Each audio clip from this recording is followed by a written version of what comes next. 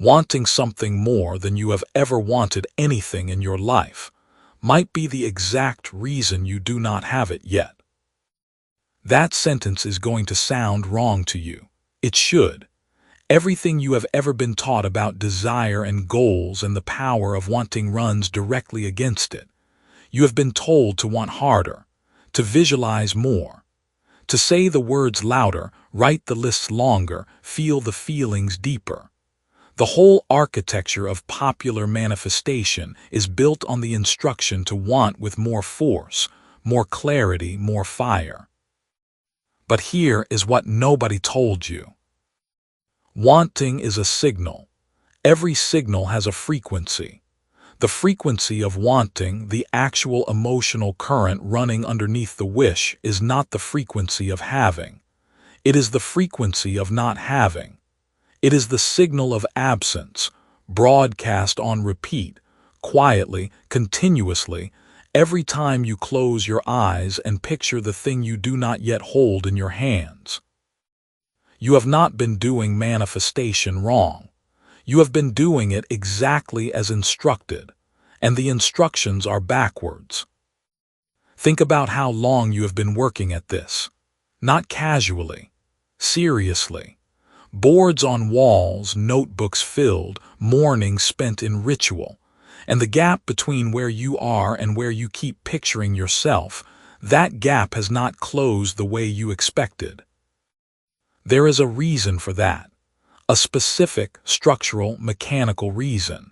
It has nothing to do with how hard you believe or how worthy you are. By the time this book ends, you will not be trying harder. You will be broadcasting differently, and that difference is the only thing that has ever actually mattered. Chapter 1. Wanting something is repelling it right now. For as long as human beings have gathered around fires and told stories about their desires, there has been a quiet split. Two kinds of people sit in the same world, breathe the same air, and want the same things. And yet one group seems to draw what they want toward them like a current, while the other pushes it further away with every year that passes.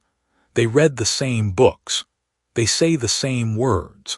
But something underneath the words is different, something invisible. Here is the question that nobody asking for more money, more peace, more security has ever fully answered. What if the very act of wanting is the thing standing between you and everything you want? That question is not poetic. It is mechanical, and understanding the mechanics will change what you do before tonight is over. Picture your life for a moment. You have done the work. You cut the pictures out of the magazines or saved them to a folder on your phone. You wrote the affirmations. You stood in your bathroom and said out loud that money flows to you easily, that you are a magnet for opportunity, that the life you want is already on its way. Maybe you did this every morning for 30 days straight, and then you checked your bank account and the number looked exactly the same. Maybe it looked worse. You felt something you did not want to name, a small, cold feeling that this was not working and might never work. And instead of asking why, most people do the same thing. They try harder, more affirmations, louder, more detailed vision boards, longer journaling sessions. Here is what nobody told you. Doing more of the thing that is not working will not make it work. It will make it not work with more effort attached. That cold feeling you got when nothing changed, that was important. Not because it proved you were destined to fail, but because it was a signal, and the signal was telling you something true about what was actually happening inside you while you were doing all that work. Let us talk about Marcus. Marcus was 28 years old and worked as a logistics coordinator for a shipping company in a mid-sized city. He was not lazy. He woke up at 6, listened to the right podcasts, had the apps, kept a gratitude journal. He had spent the better part of 2 years practicing what every popular book on manifestation told him to do. He visualized his bank account with a specific number. He wrote checks to himself. He told himself every night before bed that he was wealthy, that he was free, that financial ease was his natural state.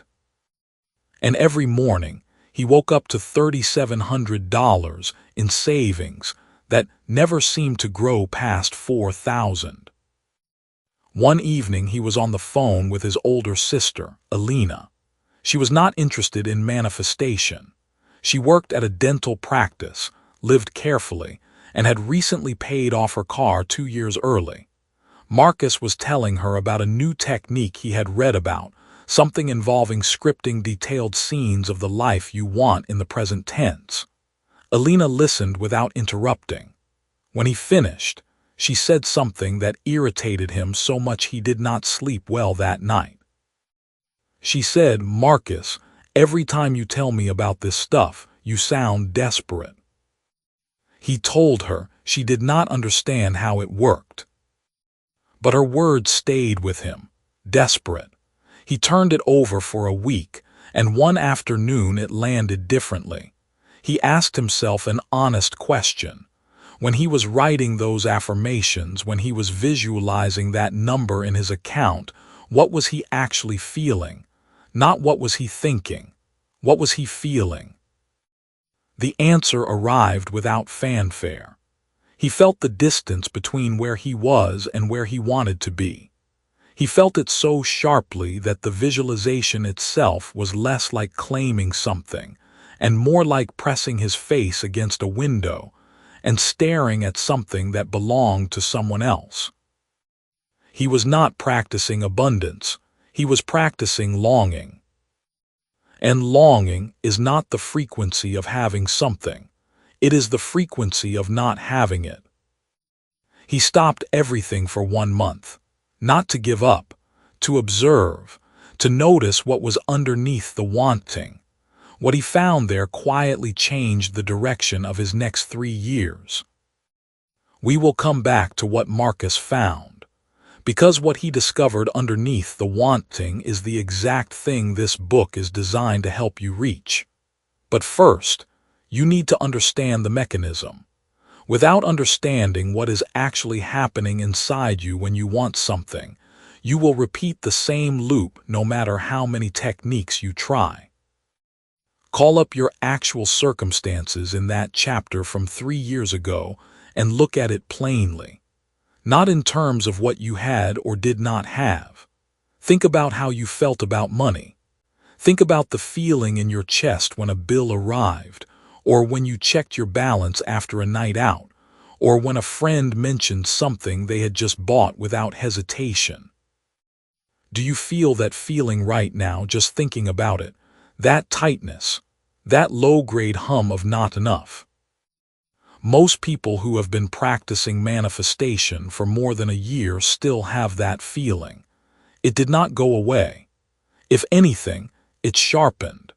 Because they spent 1.5 years doing a practice that was entirely built around the awareness of what they did not yet have. That is the wanting loop, and it is the central problem this book addresses. Here is the principle, stated plainly. Your subconscious mind does not process your intentions. It processes your feelings. And the feeling underneath most manifestation practice is not the feeling of having something. It is the feeling of wanting it. Those two feelings are not the same frequency.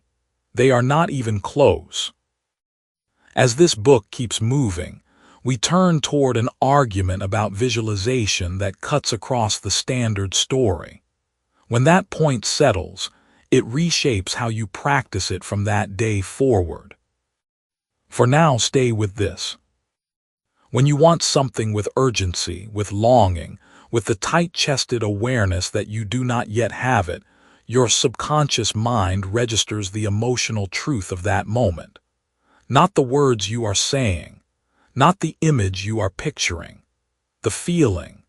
And the feeling is broadcasting one signal clearly, continuously, like a radio tower sending the same song on repeat. I do not have this. I do not have this. I do not have this.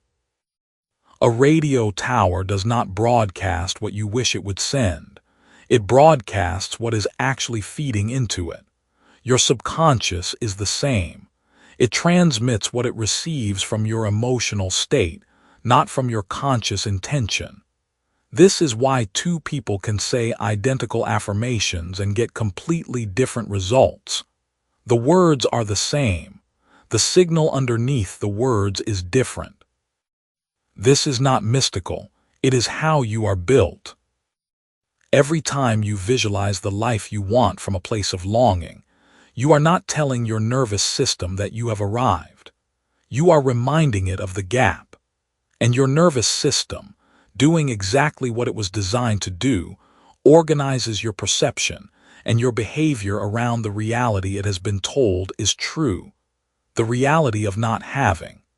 You see fewer opportunities because your system is calibrated to a world where those opportunities are not for you. You hesitate at the moment of action because your body is living in the story that the thing you want belongs to some future version of yourself, not the one making decisions right now. The vision board is not the problem. The affirmation is not the problem. The problem is what you feel while you do them. Wanting from emptiness is static. It is not a signal. It is noise. And noise does not attract anything. It drowns out the clear transmission that actually moves things toward you. What Marcus found, after his month of observing instead of striving, was not a new technique. It was a feeling he had dismissed as useless. A quiet, almost foolish sense that things were already in motion, that the account would look different by spring, not because he had proof, but because the worry had gotten exhausting and he had, by accident, set it down for a moment. And in that moment, something small but real had shifted in what he was broadcasting. He did not win the lottery, but the $4,000 ceiling broke. Small movement, clear signal. The question is not whether you can want a better life. You can, and you should.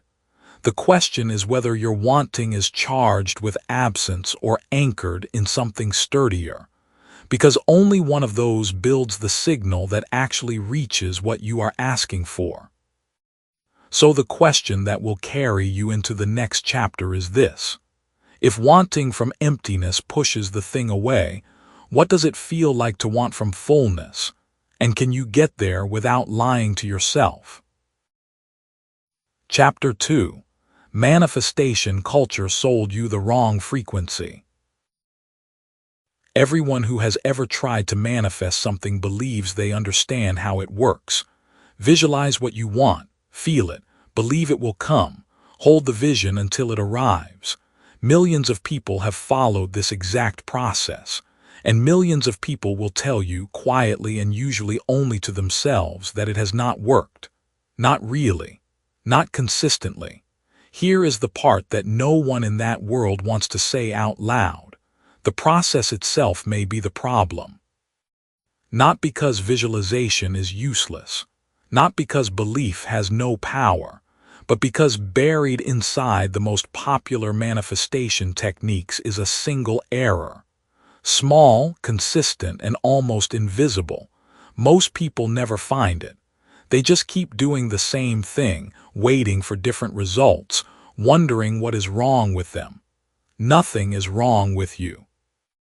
The method is broadcasting the wrong signal. By the end of this chapter, you will understand exactly what that signal is, and you will see why you have been sending it every single time you tried to want your way to something better. That earlier question is still echoing with us.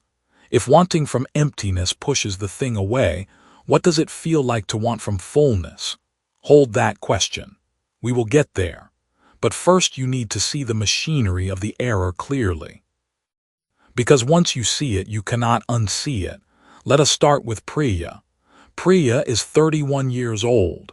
She works in marketing for a mid-sized company in a city where rent costs more than her first car payment did. She is smart. She reads. 3 years ago, she discovered manifestation through a book someone left on the break room table, and it changed something in her. Not her bank account, not yet, but something in how she thought about possibility. She started a vision board. She kept a gratitude journal. She wrote affirmations on sticky notes and put them on her bathroom mirror.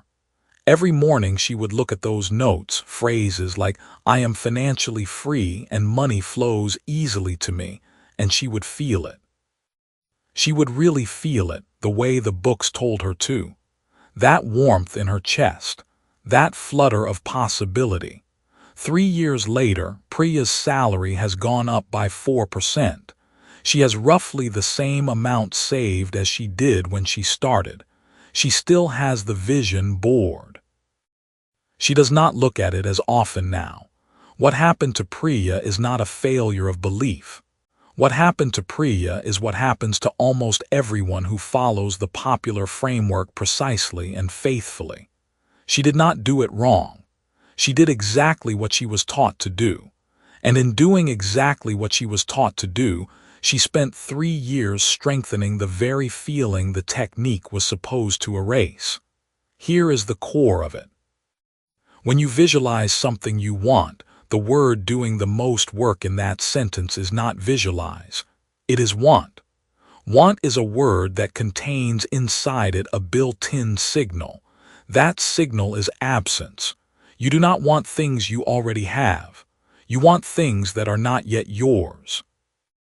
When you sit down every morning and close your eyes and picture the life you do not yet have, the dominant emotional frequency your nervous system registers is not the having. It is the gap between where you are and where that picture lives. Think about the last time you genuinely wanted something. Not a small thing, a real want. Did it feel like peace?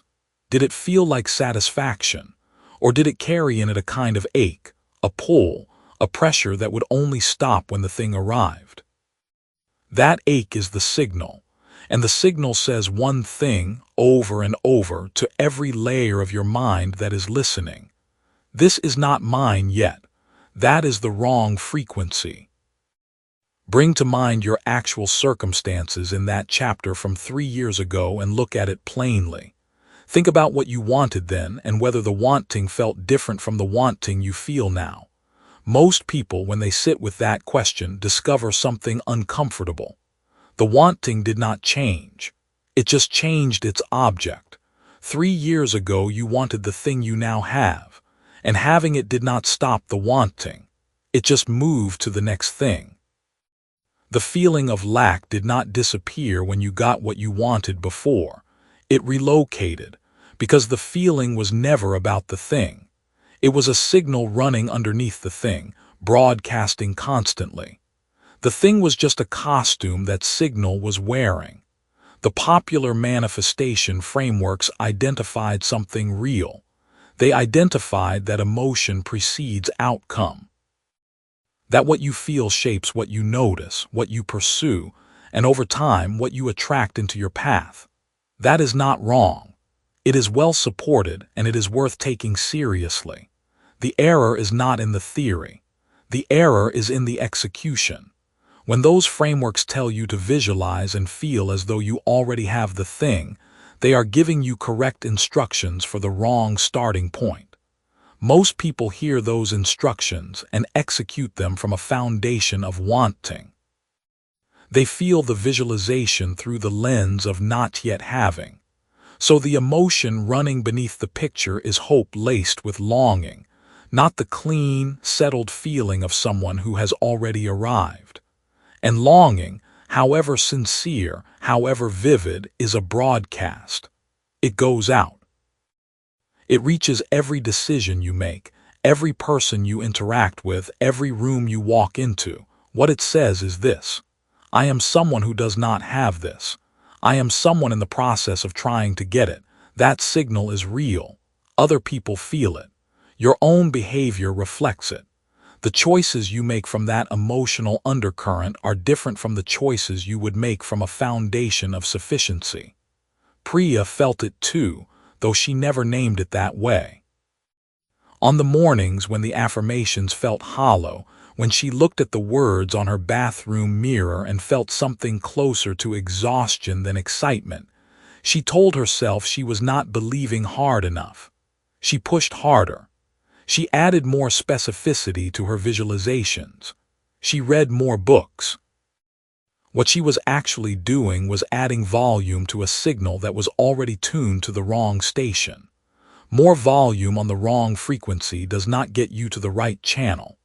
In a later section, we turn toward an argument about the relationship between desire and receiving that cuts across the standard story. After that really registers, it reshapes how you decide, how you act, and how you carry yourself through a room. But right now, the crucial thing to understand is this. The problem is not that you want something. Wanting is human. Wanting is fine. The problem is the emotional texture of the wanting. There is a version of wanting that feels like reaching, and there is a version of wanting that feels like choosing. Those two versions send entirely different signals. Reaching says, I need this because I am incomplete without it. Choosing says, this is the next thing I am adding to a life that already has substance. One feels like hunger. The other feels like preference. Priya's vision board was full of hunger, not because she was broken, but because she had been taught to visualize from her lack. That is exactly what the mainstream framing of manifestation produces when it asks you to feel the gap between your present and your future, without first establishing that your present has ground to stand on. The radio broadcast metaphor matters here. Think of your emotional state as a signal going out in every direction from where you stand. What you feel consistently is what you broadcast.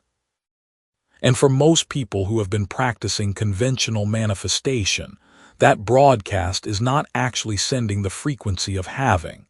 It is sending the frequency of waiting to have. Waiting to have is just having dressed in better clothes. The signal is the same. And the result is what Priya got.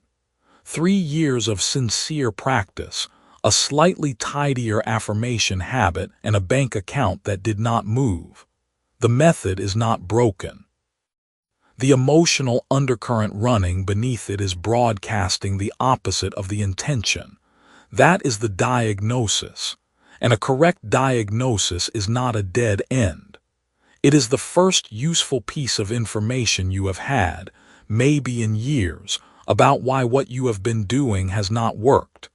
Priya is not a cautionary tale. She is a starting point. Because the moment she stopped blaming her belief and started examining the signal beneath her belief, everything about how she practiced changed. What does it actually feel like to send a clean signal? And what do you have to settle inside yourself before that signal becomes available to you? Chapter 3. The subconscious reads feeling, not words. Saying the right words in the wrong emotional state is not manifesting. It sounds like a technicality. It is not. It is the entire reason affirmations have failed you. It is why vision boards have collected dust. It is why morning routines built around repetition have produced nothing but a faint, private embarrassment. The words were never the signal. They were never even close to the signal. And until you understand what the signal actually is, what it is made of, how it travels, what it carries, you will keep standing at a microphone and wondering why no one is listening. Here is what this chapter is going to show you. The subconscious mind does not read language the way you do. It does not hear, I am wealthy, and file that under wealth. It reads the feeling beneath the words, the emotional texture wrapped around them, and it broadcasts that texture out into every decision you make, every risk you take or refuse, every opportunity you notice or walk past. The feeling is the signal. The words are decoration. That question from the last chapter, what does it feel like to send a clean signal, and what must you settle inside yourself first? That question has a specific answer. The answer begins here. Consider what happens when you sit down each morning and repeat a phrase you do not believe. Something inside you already knows the gap. You say the words, and somewhere beneath the conscious recitation, a quiet countervoice registers the distance between the statement and your actual experience. You say wealthy. You feel the rent. You say abundant. You feel the number in your checking account. The words go up. The feeling goes down. And what your subconscious reads is not the words. It reads the feeling every time. Think about that for a moment.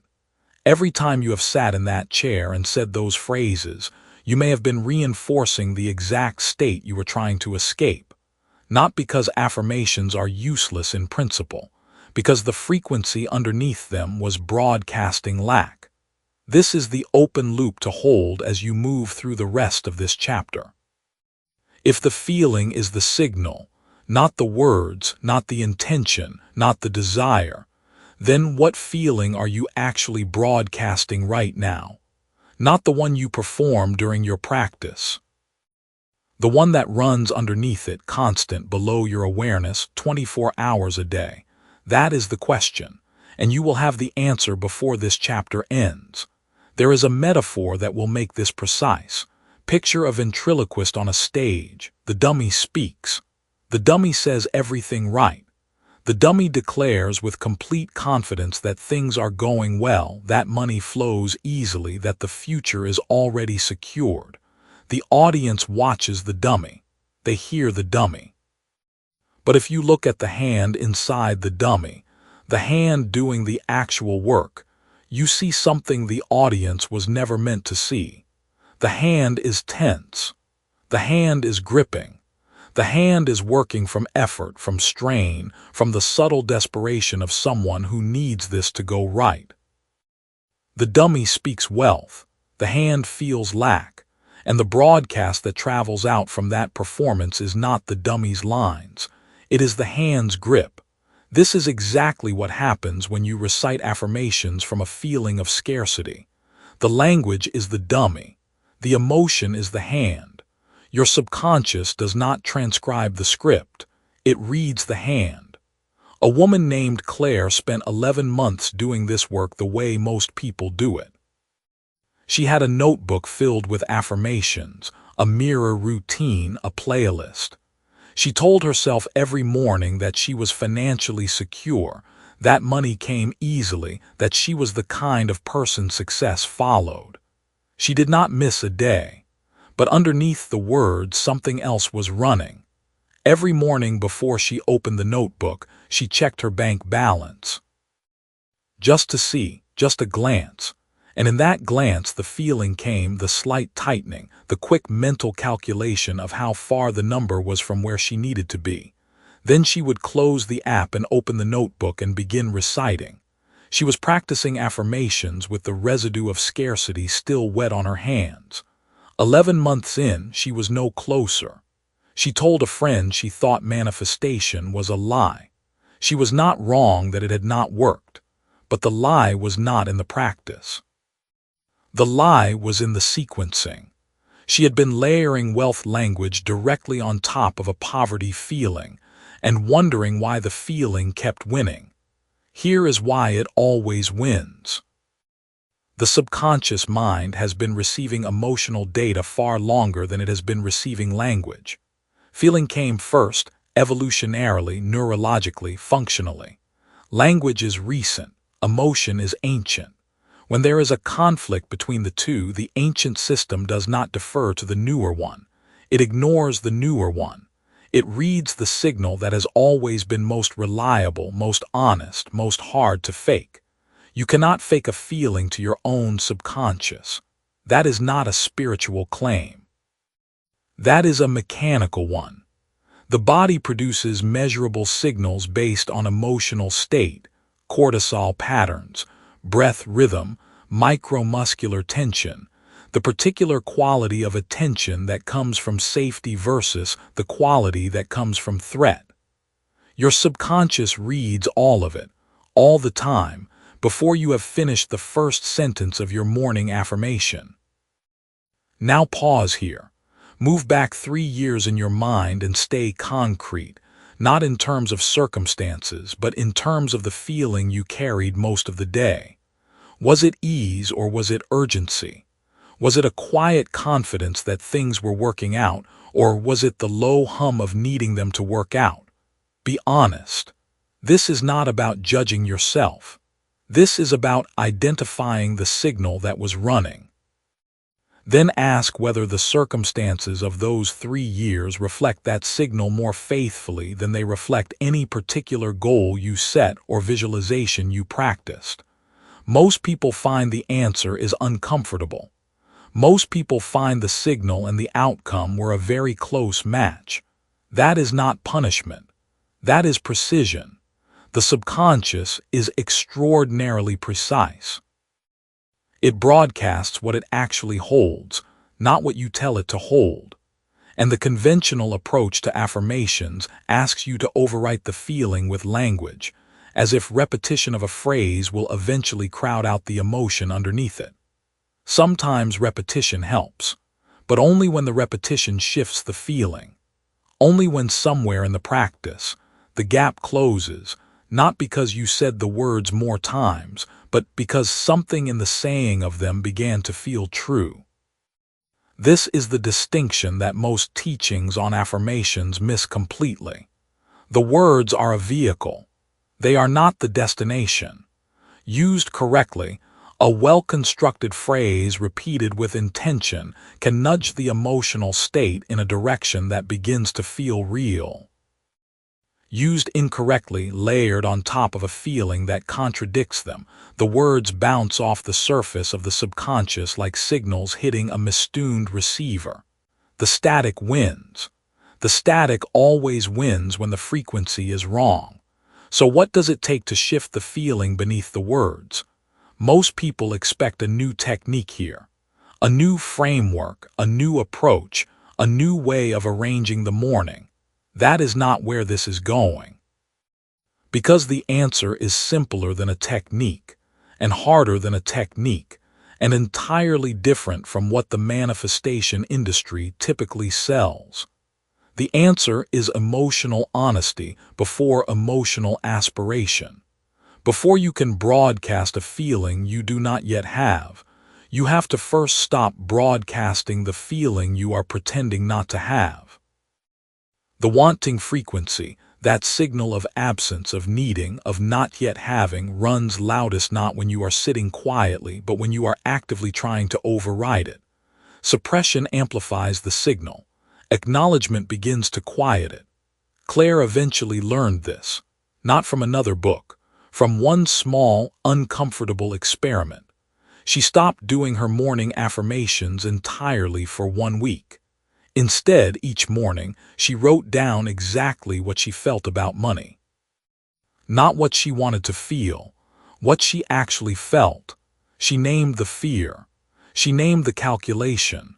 She named the quiet shame of wanting more and not yet having it. She did not fix any of it. She just read it back to herself the way you read a weather report, without judgment, without urgency. This is what is here. By the 4th day, something had shifted. The grip had loosened slightly, not because the circumstances had changed, but because the constant effort of pretending the feeling was not there had been put down. When she returned to her affirmations on day 8, they felt different. Not fully true, not yet, but less like performance, more like possibility. The signal had moved. That is the direction. Not from false positive to true positive in one leap. From suppression to honest acknowledgement to genuine possibility. The feeling earns the words, not the other way around. Before long, we turn toward an argument about taking action that cuts across the standard story. Once that becomes real to you, it reshapes how you decide what to do first. But for now, hold this. The open loop that ran through this chapter from the beginning asked what frequency you are actually broadcasting beneath your practice. You have the answer now, or at least the method for finding it. Sit with what you genuinely feel about the thing you say you want. Not what you hope to feel, not the feeling you perform, the actual feeling, specific and honest, because that is the hand inside the dummy. That is the signal traveling out regardless of the script. Spoken from a feeling of poverty, I am wealthy is a poverty broadcast dressed in wealth language. Chapter 4. Visualization without embodiment is daydreaming. Right now, something is slipping away. Not dramatically, not in a single moment you can point to. It is leaving the way all compounding losses leave, invisibly daily, in the space between what you intend and what you actually signal. Every hour you spend practicing visualization the way most people practice it, your subconscious receives a very precise message. Not the message you think you are sending, the real message underneath it. The one that says, "This is something I want," which means this is something I do not have. That signal, sent over and over day after day, does not bring the thing closer. It calcifies the distance. The gap between you and what you want is not just staying the same. It is being reinforced by the very practice designed to close it. There is a reason for that, and once you see the mechanism, you will never practice visualization the same way again. The last chapter left you with something uncomfortable. A poverty broadcast dressed in wealth language. Words spoken from the feeling of absence, wearing the costume of arrival. That is exactly where most people are stuck, convinced the problem is their words, when the problem is something far more fundamental. The problem lives in the body. Here is the question worth sitting with. Do not answer it too quickly. When you visualize what is actually happening inside you, most people, if they answer honestly, will describe something that feels like watching a film. You close your eyes. You build a picture. A house, a number in a bank account, a relationship, a version of yourself that moves through the world differently. The images can be vivid, detailed, specific in all the right ways. You have the color of the walls right. You can see the morning light coming through the window. You have imagined the exact notification sound your banking app makes when a deposit arrives. The picture is good. Then you open your eyes. Nothing has changed. And beneath the effort, there is a hollow disappointment you quickly push down and replace with another round of trying. That hollow feeling is data. It is telling you that what just happened was a movie, and your nervous system knows the difference between a movie and a memory. This is the separation that matters, that changes everything. Let me tell you about a woman named Diane. She was 31, working a job she was competent at but not connected to. She had been practicing visualization for almost 2 years. She had a vision board. She had a morning ritual. She had affirmations written in a notebook beside her bed. By every measure of popular manifestation advice, she was doing the work. And yet the finances did not move. The relationships did not arrive. The version of herself she kept picturing remained stubbornly in the picture and not in the room. One evening she was talking to an older woman named 𝗓𝗠𝗣𝗧𝗘, a retired therapist, who asked her a simple question. When you picture the life you want, do you feel like you are inside it or looking at it? Diane paused. She thought about it honestly. And she said, looking at it. 𝗓𝗠𝗣𝗧𝗘 nodded slowly. That is the problem. You are not practicing having. You are practicing wanting to have. Those are two completely different signals, and the body does not lie about which one you are sending. Diane sat with that for a long time after the conversation ended. She did not immediately understand what to do differently, but something in her recognized the truth of what she had heard, not because it was new, Because she had always suspected it, and finally someone said it plainly. What 𝗓𝗠𗣧𝗧 pointed to is not mystical, it is physiological. Your subconscious mind processes experience through sensation, not image. When something has actually happened to you, when it is real in your body's archive, it carries a felt signature, a texture, a weight. The memory of the best meal you ever ate does not live in you as a picture of the plate. It lives as warmth, as satiation, as a specific kind of satisfaction your body recreates faintly when you remember it. The body keeps the record in sensation, not in pixels.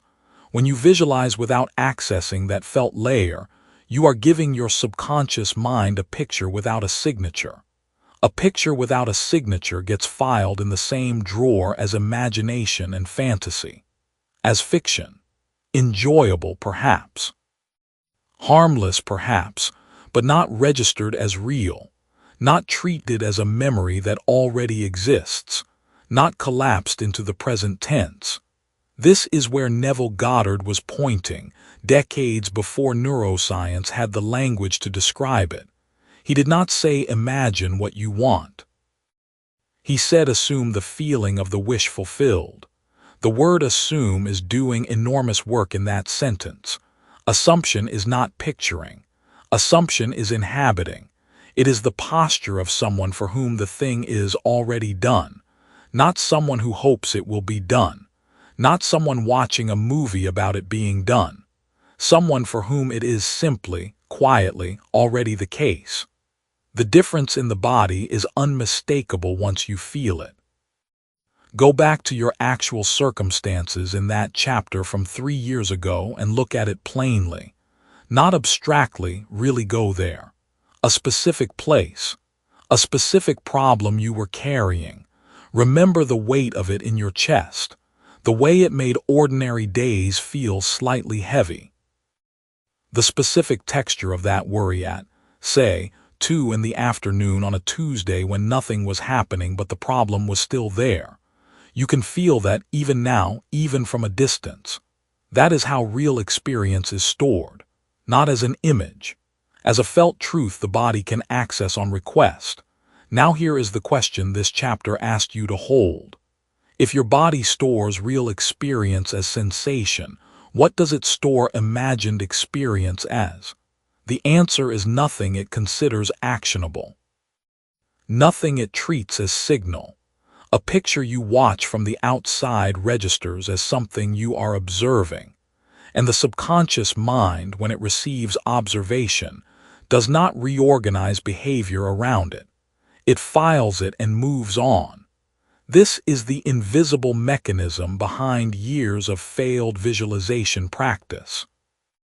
Not a lack of belief in any conscious sense, not insufficient desire, not negative thinking sneaking in through the back door. The mechanism is simpler and more structural than any of that.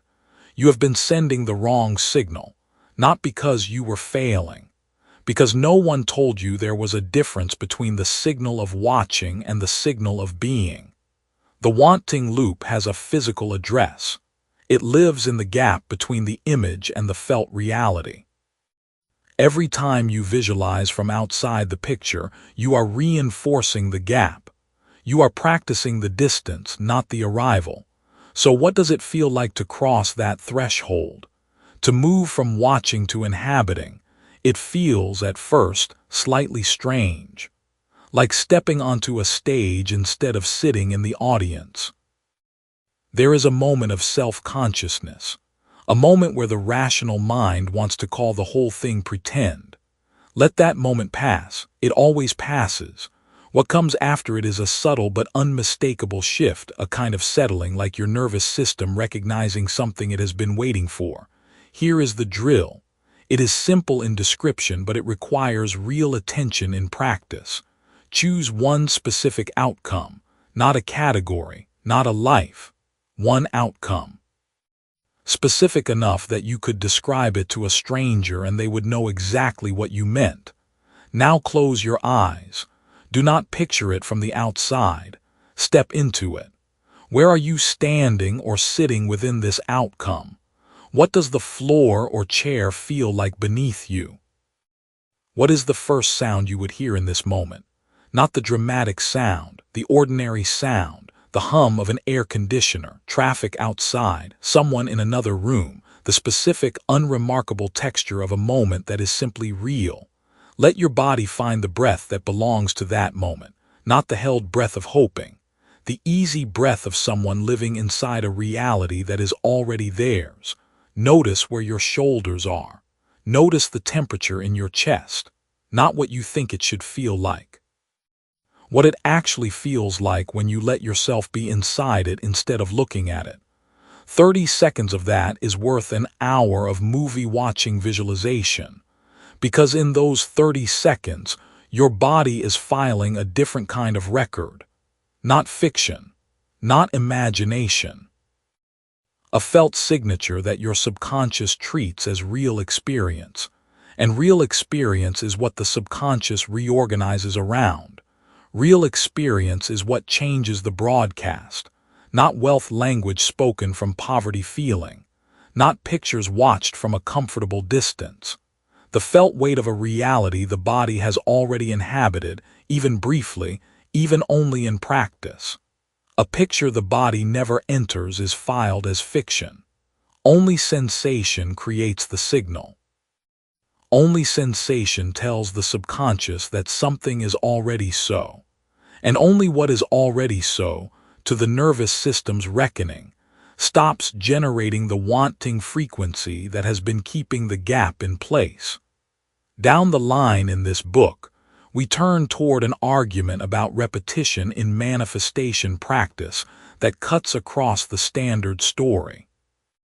When that idea snaps into focus, it reshapes how often you actually need to practice this. But for now, one truth is enough. The broadcast changes when the body changes first, not the words, not the picture. What does it feel like to already have the thing you keep trying to get? Chapter 5. Gratitude practice backfires when done wrong. Gratitude is making you poor. That sounds like the kind of claim someone makes to be provocative, to grab your attention before walking it back. This is not that. This is a precise observation about what happens inside a person who has been taught to count their blessings the wrong way, every single day, without realizing that the counting itself is confirming a story they desperately need to stop telling. You have probably practiced gratitude. You may have written lists, said things aloud in the morning, kept a journal on your nightstand. And you may have noticed, with quiet frustration, that none of it seemed to move the needle. Not on your bank account, not on your circumstances, not on the deep interior sense that you are still waiting for something to arrive. This chapter is about why. More specifically, it is about a distinction so small it looks invisible. But once you see it, you will never approach gratitude the same way again. Here is the question the last chapter left you sitting with. What does it feel like to already have the thing you keep trying to get? Sit with that for a moment before we move forward. The answer to that question is precisely where most gratitude practices go wrong. There is a woman named Priya. She is 28, works in marketing at a mid-sized firm, and for 2 years she has been diligent about what every self-help book told her to do. Every morning, before her coffee finishes brewing, she opens a small green notebook and writes 3 things she is grateful for. She is grateful she has a job. She is grateful she paid her rent on time this month. She is grateful she did not have to call her parents for money again. She closes the notebook, takes a breath, and feels a genuine wash of relief. She means every word. The gratitude is real. And yet, at the end of 2 years, Priya's financial life has barely changed. She still tenses up when she opens her banking app. She still calculates whether she can afford something before she lets herself want it. She still feels that low, constant hum of not quite enough. This is the part that matters. Every item in Priya's gratitude list is a response to a near miss. She is grateful she has a job, which means some part of her is still replaying the fear of not having one. She is grateful she paid rent on time, which means the memory of the time she almost did not is still active in the background. She is grateful she did not need to call her parents, which means that particular shame is close enough to the surface that avoiding it registers as a gift. Each entry is real. Each entry comes from the heart, and each entry is rooted in relief. Relief is the emotional signature of something that was once a threat. Relief is not abundance. Relief is what the body feels when danger passes. When you practice gratitude from a place of relief, you are not broadcasting wealth as your baseline. You are broadcasting the memory of scarcity, wrapped in the feeling of having narrowly escaped it.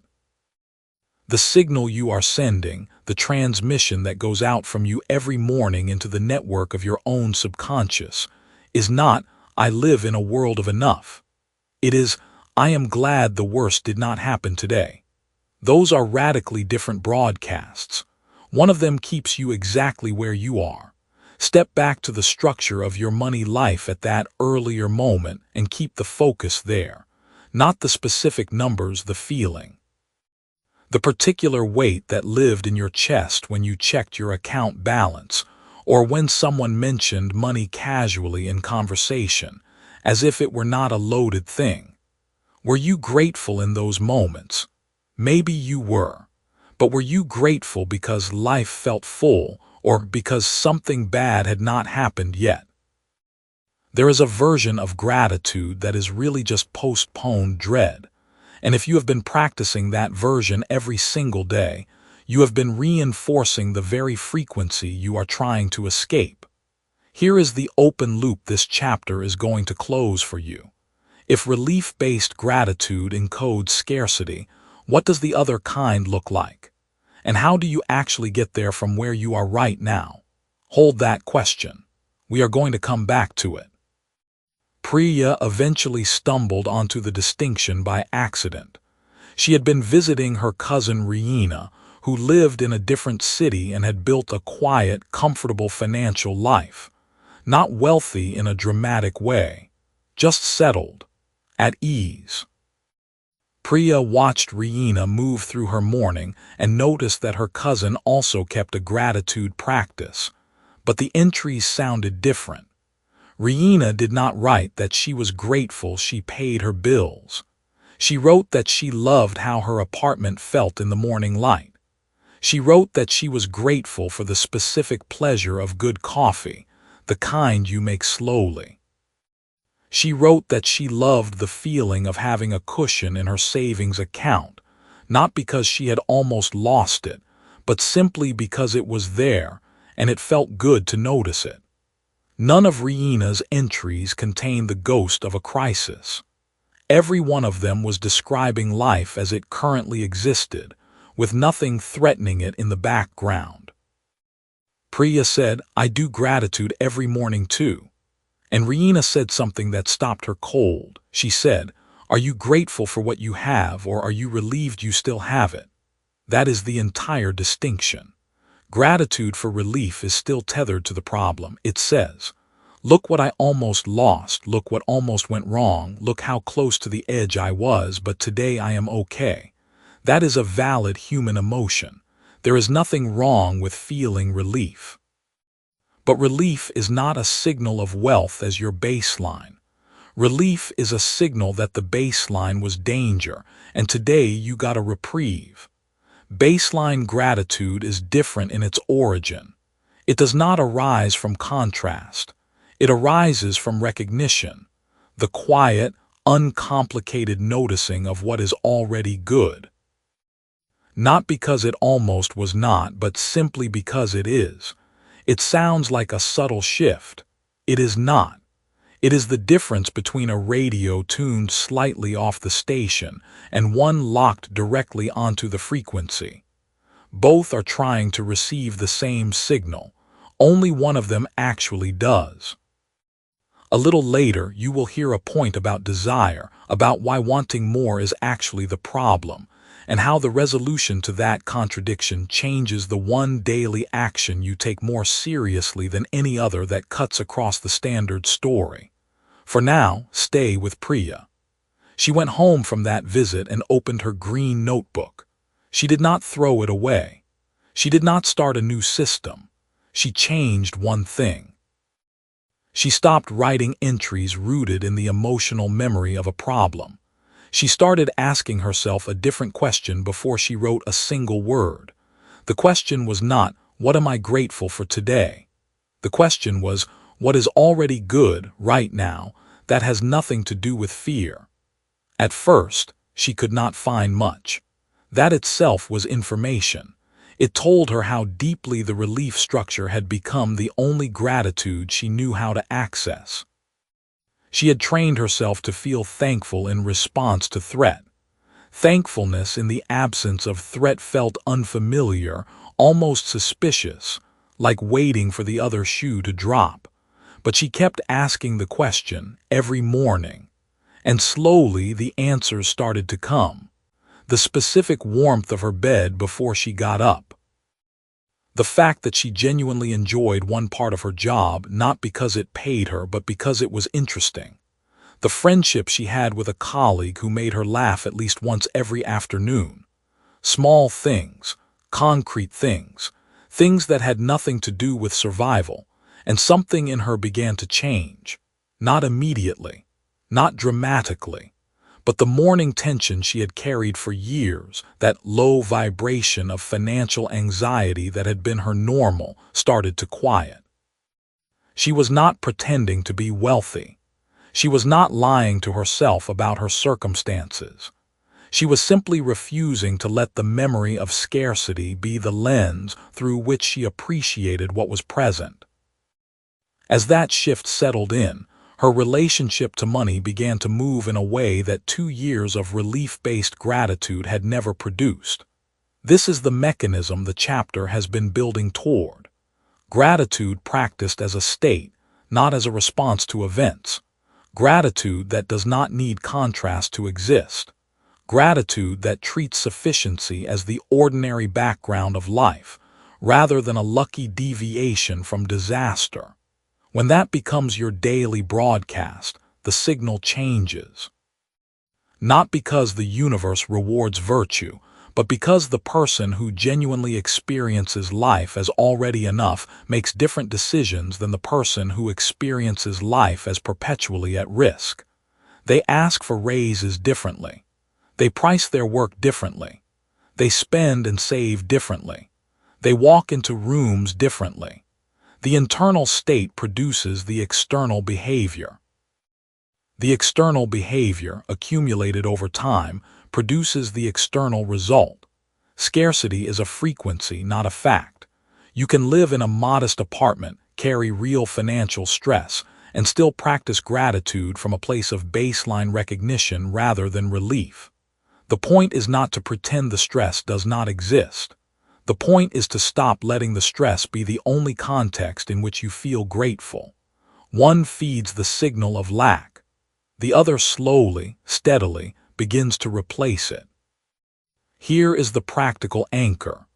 Each morning, before you write or say a single gratitude, ask yourself one question.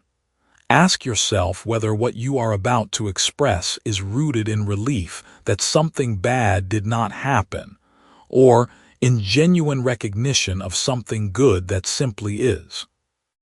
If it is relief, note it and set it aside. Then look for the recognition. It may be small. It will almost certainly be specific, but it will be clean, uncontaminated by the memory of the problem. Over time, that cleanliness becomes your baseline, and your baseline becomes your broadcast. The goal is not to feel grateful. The goal is to feel wealthy as the default. Not wealthy in the fantasy sense, but wealthy in the lived, sensory, moment-to-moment sense of a life that already contains enough to be worth noticing. Because what you broadcast is what you build toward. Chapter 6. Checking for results resets the signal to zero. Something is draining out of your life right now, and it has no dramatic name. It is not a crisis. It is not a collapse. It is quieter than that. And quieter things compound faster than loud ones. Every morning you wake up and check for evidence that something is changing. Your bank balance, your inbox, your circumstances. And every time you find that nothing has moved yet, something resets. Not in the world around you, inside you. The signal you have been working to build drops back to zero. And you start again. Without knowing it, you are running on a treadmill that resets itself every time you look down at your feet. The cost of that reset is not one morning. It is every morning that follows, all leaning on the same broken foundation. The mechanism doing this to you is invisible. It has a name. By the end of this chapter, you will know exactly what it is and exactly how to stop it, because what you broadcast is what you build toward. Here is what most people never consider. The broadcast does not pause between your deliberate moments of intention. It runs continuously. It runs while you are eating, while you are commuting, while you are lying in bed almost asleep. The frequency you hold in the quiet, unguarded seconds of your day is the frequency that shapes the overall signal. Not the 10 minutes you spent visualizing this morning. The other 23 hours and 50 minutes. This is the open loop this chapter will close. Here is the question you need to sit with before the answer will mean anything. Why does checking for proof make things worse? You have probably noticed it. You set an intention, you believe it, really believe it, at least in the moment you set it. Then a day passes, then 3 days, then a week. And almost without deciding to, you drift toward checking. You scan the horizon for evidence. You look at the numbers, the responses, the reactions of people around you. The search feels reasonable. It feels responsible even. It feels like being practical rather than delusional. But something strange happens every time you do it. The feeling you work to build, that sense of settled expectation, of already having, it drains. And you have to rebuild it from the beginning. Remember your actual circumstances in that chapter from 3 years ago and look at it plainly. Think about how many times in those 3 years you checked for evidence that something was working. Think about how often that checking left you feeling less certain than before you looked. What if that was not coincidence? What if the checking itself was the problem? There is a concept in physics called the observer effect. Scientists discovered that certain particles, electrons, photons, the smallest building blocks of matter, behave differently when they are being measured than when they are not. The act of observing changes the thing being observed. This chapter is not a physics lesson. The quantum world operates by rules that do not translate neatly into daily life, and anyone who tells you otherwise is selling something that does not hold up. But the metaphor inside the observer effect is worth sitting with. It maps almost exactly onto what happens when you check for results inside a manifestation practice. When you check, you change what you are broadcasting. Here is why. The signal you are trying to hold is the feeling of already having, not wanting, not hoping, not working toward, already having. That specific frequency is a closed loop. It does not need verification from the outside world because it is not oriented toward the outside world yet. It is internal. It is the precondition that the external world responds to. But the moment you look for evidence in the external world, you reveal the truth about where your signal actually lives. You reveal that it is not settled inside you. You reveal that it still needs confirmation from somewhere outside you to feel real. That revelation is the problem. Every check for proof is a confession of doubt, and doubt is the loudest frequency on the broadcast. This is not a moral judgment. Doubt is not weakness. Doubt is not failure. Doubt is simply a signal, just like certainty is a signal. The difference is that certainty says the thing is already done. Doubt says the thing is not yet done, and you need it to be done, and you are afraid it will not be. Doubt is the wanting loop expressed in its purest form. And when you check for evidence, you are feeding that loop directly. Meet a woman named Carla. She was 31 years old, working as a freelance graphic designer in a mid-sized city. For 4 months she had been practicing everything she had read about manifestation. She had written her intentions in a notebook every morning. She had visualized her ideal client list, her income, the feeling of financial ease. She believed in the process, or she thought she did. But every Monday morning, without fail, she opened her bank account and checked the balance. Every Monday. And every Monday the balance reflected the actual work she had done that week, not the vision she was building toward. Every Monday, a small but distinct feeling of deflation passed through her. Not catastrophe, just a quiet landing back on the ground. By Tuesday she had usually rebuilt her enthusiasm. By the following Monday she checked again. She was not failing at manifestation. She was practicing it backward. The Monday check was not neutral. It was a weekly ritual of doubt. And a ritual practiced weekly for 4 months is not a fleeting thought. It is a deeply rooted frequency. It was the loudest broadcast in her signal, louder than the 10 minutes of morning visualization, because it carried a charge that the visualization never quite matched. Visualization felt like hope. The Monday check felt like reality. And the subconscious mind, the part of you that is actually broadcasting the signal, always weights reality more heavily than hope. Carla made one change. She removed the Monday check entirely. Not forever, just for 21 days. She automated her basic bills so she did not need to monitor her account daily. She gave herself one designated day at the end of the 21 days to look at everything. For those 3 weeks, she held the internal state she had been working toward without seeking verification from the outside. The first week was uncomfortable.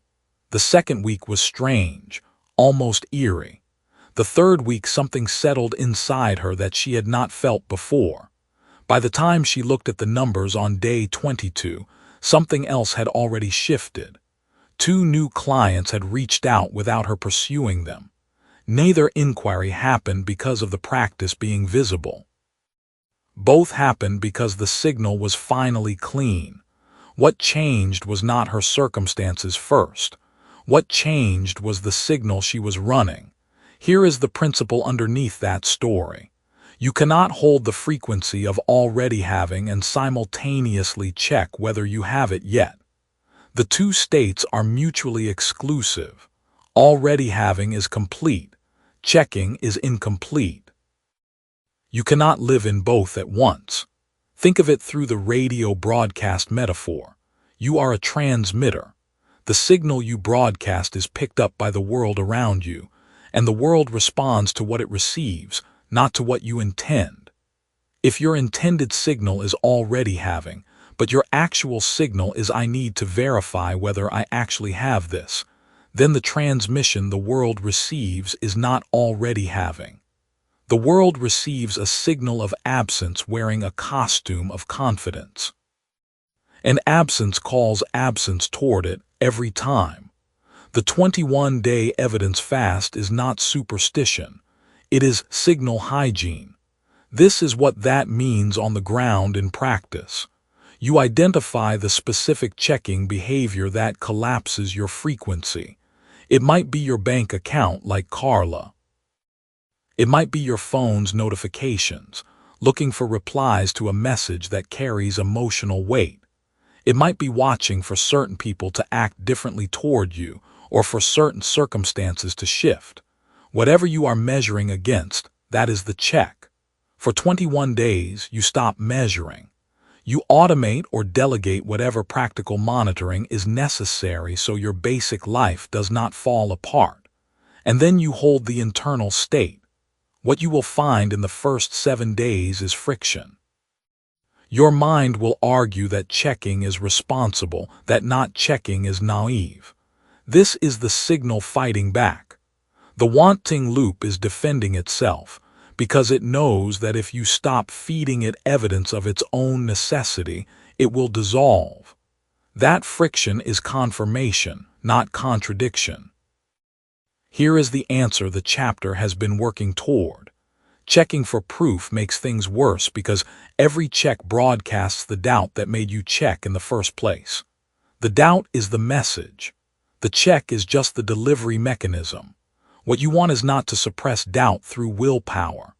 What you want is to withdraw the behavior that keeps doubt alive and wait for the frequency beneath it to stabilize on its own. The signal does not need you to monitor it. The signal needs you to trust it enough to let it run. This is where the broadcast metaphor becomes precise rather than poetic. A radio station does not check whether its signal is being received before it sends the next note. It transmits, continuously, without verification. The receiving is handled by the radios tuned to that frequency, not by the station itself. The moment a transmitter starts pausing to check for reception, it stops being a transmitter. It becomes a receiver scanning for confirmation. And in that scanning, it loses the only thing that made it powerful. Stop scanning. Further on, you will hear a point about desire that cuts across the standard story. Once that lands, it alters how you act every time you want something new. For now, hold this. The evidence you are looking for has not yet arrived precisely because you keep looking for it. The frequency of already having does not produce proof on demand. It produces proof when the signal is clean, continuous, and unchecked. Every check for proof is a confession of doubt. And doubt is the loudest frequency on the broadcast. So what happens when you stop confessing? Chapter 7. Prayer as begging is the same broken loop. Gratitude is the most powerful prayer you will ever speak. Asking is the least powerful. That sounds like something designed to take your faith away. It is not. It is an observation about what every genuine act of prayer is actually doing at the level of signal, what it is broadcasting outward from the center of you, and why two people can kneel in the same pew, say almost identical words, and receive completely different results. The words are not the mechanism. The words never were. What matters is the frequency underneath the words, the emotional fact the sentence is carrying, whether that fact says, "I am already whole," or "I am still waiting." Most people have been praying the second version their entire lives and calling the silence that follows a mystery. It is not a mystery. It is physics. And once you see what is actually happening beneath the surface of every wish, every vision board, every candle lit at midnight, every desperate whispered please, something clicks into place that cannot unclick. What happens when you stop confessing? You stop broadcasting the wound. But here is what most people do next, and this is where the broken loop reasserts itself in a new costume. They swap confession for petition. They stop saying what they do not have and start asking for what they want. To the rational mind, this seems like progress. To the signal, it is the same broadcast with different words. Think about the emotional experience of asking, not the polite, incidental kind like asking someone to pass the salt. Think about the deep asking. The kind you do in the dark when no one is watching, when the bill is due and you are not sure how you will cover it. Think about what that feels like in your body. There is a contraction in it, a leaning forward, a hunger. And hunger, by definition, is the experience of not yet eating. You cannot feel hungry for something you already possess. So when you bring that hunger into your prayer, your visualization, your intention, you are broadcasting the fact of the absence, not the fact of the arrival. This is the loop. This is the broken signal. The wanting frequency does not discriminate based on spiritual tradition. It does not care whether you are using a vision board or a rosary, a gratitude journal or a manifestation app. It cares about the emotional fact underneath the practice. If the emotional fact is need, the signal is need. If the emotional fact is lack, the signal is lack. The universe, or your subconscious, or the field around you, depending on which framework you hold, responds not to your words but to what your words are carrying. Open this question now and hold it.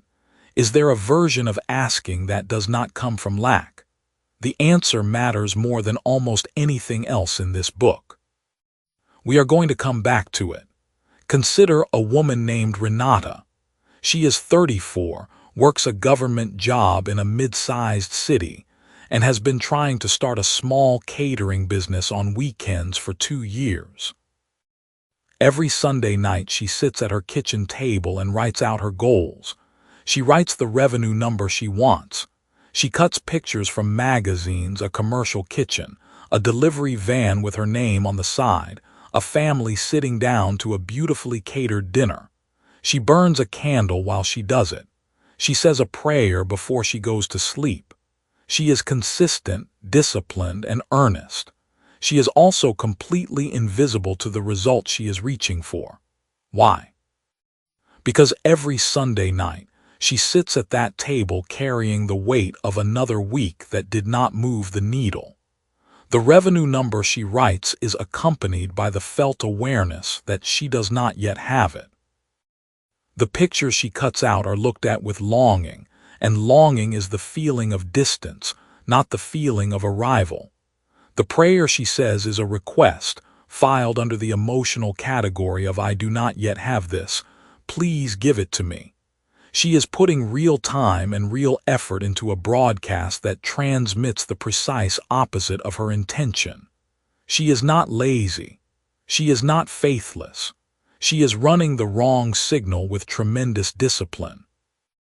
And the result is that nothing outside her moves, while everything inside her quietly convinces her she is doing it wrong, that she does not deserve it, that maybe it just does not work for people like her. That accumulation of quiet defeat is the cost of praying from emptiness for years.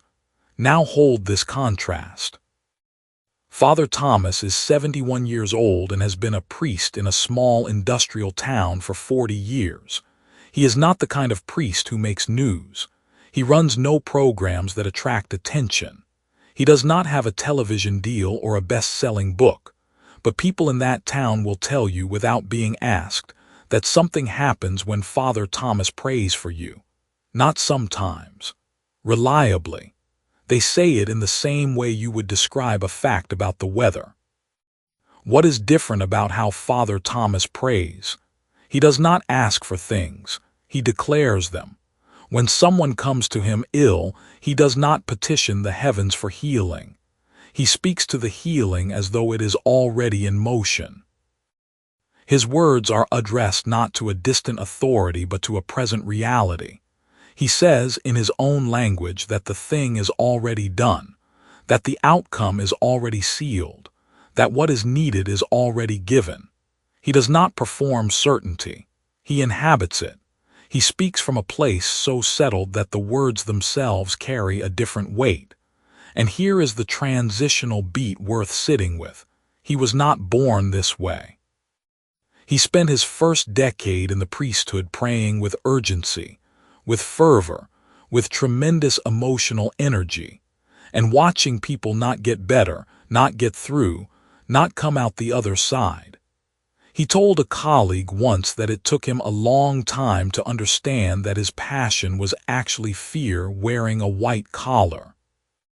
The energy he poured into those early prayers was the energy of a man who was not sure the prayer would work. That doubt, that hidden need for the outcome to prove something, that was the static in the signal. When he finally settled into what he calls a certainty of prior completion, the faith not that something will happen but that it is already so, the results changed. Now come back to that question you have been holding. Is there a version of asking that does not come from lack? Yes. But it does not look like asking. It looks like declaring. It looks like speaking from a position of fullness, not from a position of need.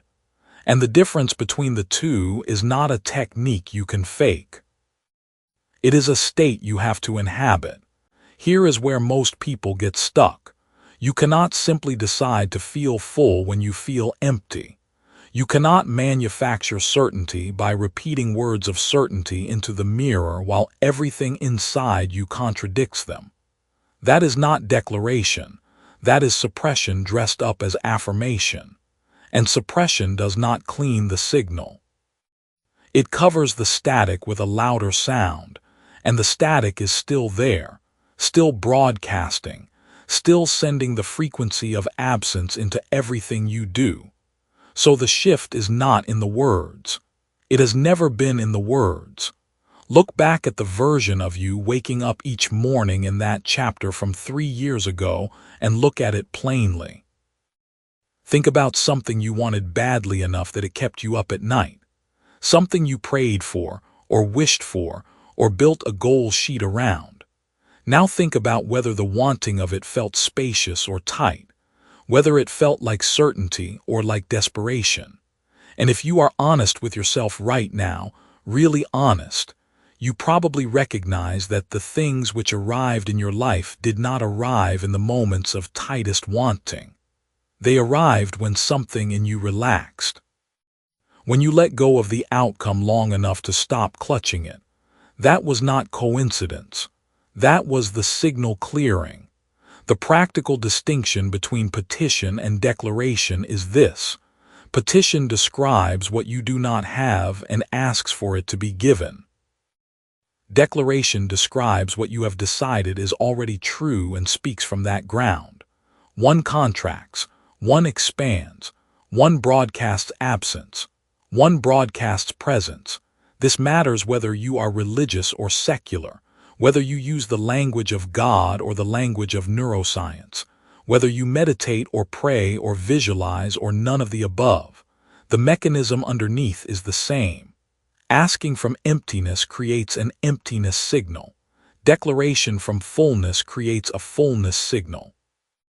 Every tool you have been handed, the vision board, the affirmation, the nightly intention ritual, is only as clean as the frequency underneath it. Soon, you will hear a point about how desire works, specifically about whether wanting something and moving toward it are actually the same motion that cuts across the standard story. When that becomes clear, it alters how you act every single day. But right now, the thing to hold is this. Renata's vision board is not the problem. Her prayer is not the problem. Her consistency is not the problem. The problem is that she fills every tool with the frequency of not yet. And not yet is what she keeps receiving. Father Thomas does not pray more fervently than anyone else in that town. He prays from a different place. The signal you send is the signal you receive. So the only real question is not what you are asking for. It is what you are already saying. Chapter 8. The wealthy don't want, they assume. Every dollar you are not earning right now is not waiting for you somewhere. It is not on hold. It is moving. It is compounding inside someone else's account, funding someone else's options, building someone else's margin for error. The distance between you and that money is not talent. It is not luck. It is not even effort. It is a signal. The signal you broadcast every time you sit down to visualize what you want. Every time you write the same desire in the same journal. Every time you repeat an affirmation that starts with the words "I want." That signal has a frequency, and that frequency is lack. You were never told this. Nobody corrected the technique because the technique feels right. Wanting feels like momentum. But this chapter is going to show you what wanting actually costs and what replaces it. What you are already saying is the beginning of everything, not what you are saying out loud. What your entire nervous system is broadcasting every moment you engage with your desires. Go back to the previous chapter. The signal was already there, already transmitted, already telling the world what you believe about yourself and your relationship to the things you want. Now the question is this: what would happen if you changed that signal entirely? Not the words, the underlying state. What if the signal you sent was not one of wanting, but one of already having? Hold that question. The answer is coming, but not yet. Think about 𝗡𝗢𝗧𝗘 for a moment. You have been with her for several chapters now. She is diligent. She is earnest. She wakes up 20 minutes early to visualize the life she wants, the apartment with natural light, the bank account with breathing room, the feeling of arriving somewhere on her own terms. She has done this for months. And here is the strange thing, the thing that nobody who teaches visualization wants to say plainly. Every morning, 𝗡𝗢𝗧𝗘 is rehearsing absence. Every morning she sits with the gap between where she is and where she wants to be. She feels that gap with full emotional intensity. She sends that signal out into her days. The wanting is real. The longing is real. But longing is not the same frequency as having, and the world responds to frequency before it responds to intention. This is where most manifestation teaching quietly fails the people it is trying to help. It tells you to feel the feeling of having your desire. It tells you to visualize it in vivid detail, but then it asks you to hold that vision while standing in the undeniable reality of not having it. The brain is too honest for that trick. The brain knows where you actually are. What it broadcasts is not the fantasy. It is the distance between the fantasy and the floor you are standing on. That distance is the wanting loop. You have been inside it. You recognize this. The feeling of reaching for something and never quite arriving. The feeling of one good month followed by 3 that quietly undo it. The sense that other people are simply luckier, simply chosen, simply standing in a different place you cannot locate from where you are. None of that is luck. It is signal. And the signal has a mechanism. Now consider someone else. His name is Marcus. He runs a small commercial cleaning company, 12 employees, contracts with 3 office buildings. He did not come from money. His mother worked double shifts at a hospital laundry for most of his childhood. They were never more than a season away from real hardship. But Marcus has a particular quality that people who know him struggle to name. They call it confidence, but it is not quite that. They call it faith, but it is not religious in any organized sense. What Marcus has is simpler and stranger than either of those words. Marcus assumes. When Marcus decided 3 years ago that he wanted to add a 4th building contract, he did not visualize it. He did not write it in a journal. He did not affirm it to himself in the bathroom mirror. What he did was this. He booked the lunch meeting. He ordered the materials he would need. He trained one of his existing employees for the additional hours the new contract would require. He acted from the quiet certainty that the contract was already his to have, not because he was arrogant, not because he had evidence, but because something in his operating system had already accepted the outcome as real. And the contract came. It came because the signal he broadcast in that meeting was not the signal of a man who needed the work. It was the signal of a man who had already decided he would do the work. The people across the table felt that. They always feel that. The difference between Marcus and 𝗡𝗢𝗧𝗘 is not discipline. It is not work ethic. 𝗡𝗢𝗧𝗘 outworks Marcus on almost every metric. The difference is the internal frequency from which they each operate when they move toward something they want. 𝗡𝗢𝗧𝗘 moves from wanting. Marcus moves from assuming. And those 2 states produce entirely different signals. Here is what assumption actually is. Because the word can sound like delusion. It can sound like pretending. It can sound like the reckless confidence of someone who has never actually been broke, never felt the specific weight of watching an account balance and doing the arithmetic on what can and cannot be covered this month. Assumption is none of those things. Assumption is the felt knowing that the thing is already real, already done, already on its way to you in the same way that a package is already moving before it arrives at your door. You do not sit at the window wondering whether it will come, cycling through doubt and hope and doubt again. The package is already in motion.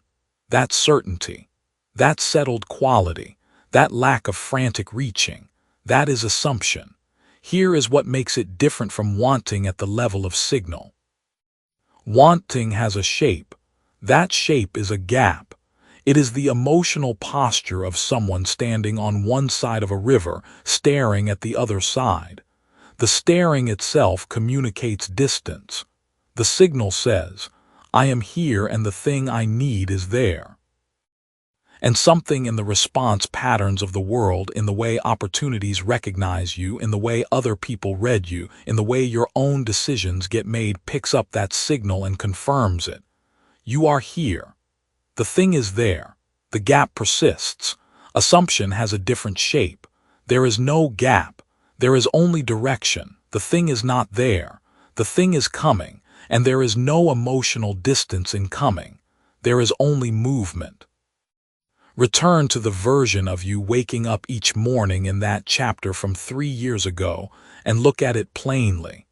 Not financially necessarily, but in your internal life. The things you wanted then.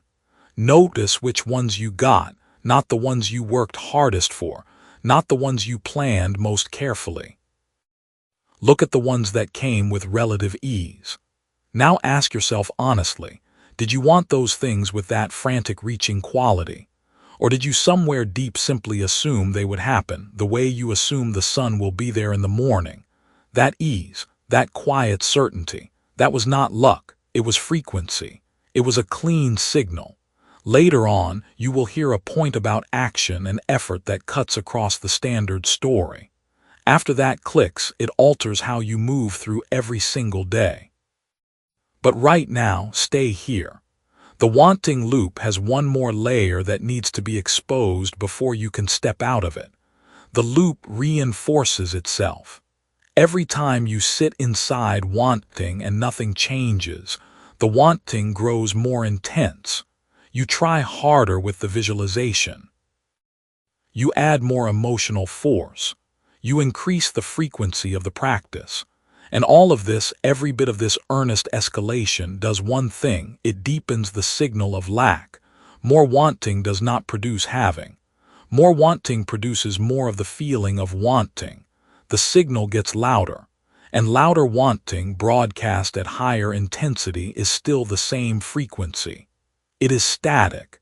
It is a broken transmission. The station never comes in clearly. Marcus never increased the intensity of his wanting, because Marcus was never wanting in the first place. He was operating from assumption. When the assumption did not immediately produce results, he did not reach harder. He stayed in the frequency of already having and took the next logical action that a person who already had this outcome would take. That is the move.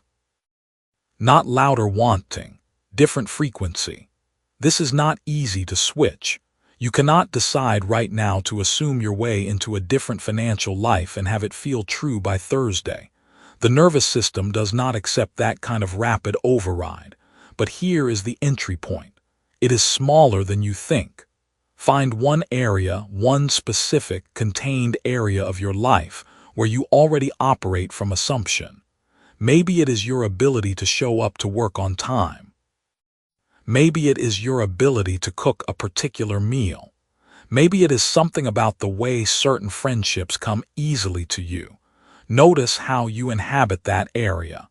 Notice that there is no wanting in it. Notice how your body feels when you move inside something you simply assume is already yours. That is the physical sensation of the frequency. That is the signal you are looking for. It is not manufactured. It is already in you. The task is not to fake assumption about money. The task is to find where assumption already lives in your body and slowly, deliberately extend that territory. Wanting is loud. Assumption is quiet. And the right signal does not need to shout. What would you do differently tomorrow if you already knew the answer was yes? Chapter 9. Scarcity language contaminates every frequency. Thinking more carefully about what you say is not enough. That sounds like advice from a motivational poster, vague, gentle, easy to dismiss before breakfast. But this is not about positive thinking. This is about signal interference.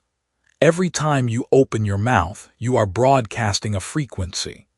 Most of the words you were handed by the people who raised you, the culture that shaped you, the friends who love you, most of those words were built to describe a world of not enough. You absorb them before you could evaluate them. You speak them now without noticing, and they undo in 30 seconds of casual conversation whatever inner work you did in 30 minutes of quiet intention. The question is not whether this is happening to you. It is. The question is which specific words are doing it and what you replace them with before another day passes. That question is what this chapter answers. Let me tell you something about a woman named 𝗡𝗢𝗧𝗘. She was 28, and she had been working on her finances for almost 2 years. She read the books. She kept a journal. She wrote out what she wanted on index cards and kept them on her bathroom mirror. Every morning she stood there and read them aloud. Every night she felt the same low hum of anxiety she had felt since she was a teenager watching her mother count change on the kitchen table. She could not understand why nothing was moving. Her intentions were clear. Her desire was real. What she could not see was the conversation she was having the rest of the day. She talked to her coworker about the trip she hoped to take one day. She texted her sister that she needed to get her finances under control. She told her best friend that she should probably start saving more. She posted to her private journal that she wanted a life that felt lighter. Every single one of those sentences was broadcasting the same signal. And that signal was not abundance. It was distance. It was the sound of a person standing outside a door, pressing their nose against the glass, describing what they see inside a room they are not in. 𝗡𝗢𝗧𝗘 was not broken. She was mistranslated. Here is what you need to understand about the words hope, need, should, and want. They are not neutral. Every one of them contains a hidden timestamp, and that timestamp says not yet. When you say you hope something will happen, you are speaking from a position where it has not happened. When you say you need something, you are confirming that you currently lack it. When you say you should do something, you are admitting that you are not doing it. And when you say you want something, you are describing a gap between where you are and where the thing lives. These words are honest. That is exactly the problem. They are perfectly accurate descriptions of a reality you are trying to leave behind. And every time you speak them, you reinforce that reality's claim on you. Your broadcast has been full of static, and static does not attract a clear signal. It repels one. Picture the version of you waking up each morning in that chapter from 3 years ago and look at it plainly. Think about the specific words you used to describe your life then. Were they words of arrival or words of waiting? Did you talk about what you were building, or did you talk about what was still missing? Most people, when they sit with that question honestly, discover that their language has not changed much. The situation may have shifted slightly. But the fundamental voice, the tone underneath the words, sounds like someone still waiting for permission that nobody is going to give them. You are that person, or you were. The distance between those two sentences is smaller than you think. Now here is the open loop I want you to hold for the next few minutes. You may be wondering whether changing the words actually changes anything real, or whether this is just a way of lying to yourself in a more expensive-sounding vocabulary. That is a fair and intelligent concern. Hold it. We will come back to it directly. The answer will not ask you to suspend your skepticism. It will satisfy it. For now, stay with the mechanics. There are 10 phrases that show up constantly in the daily speech of people who are genuinely trying to build something better. 10 phrases that sound harmless, that feel natural, that carry a scarcity signal so normalized you stopped hearing it years ago. Here they are, one after another, followed immediately by what to replace them with.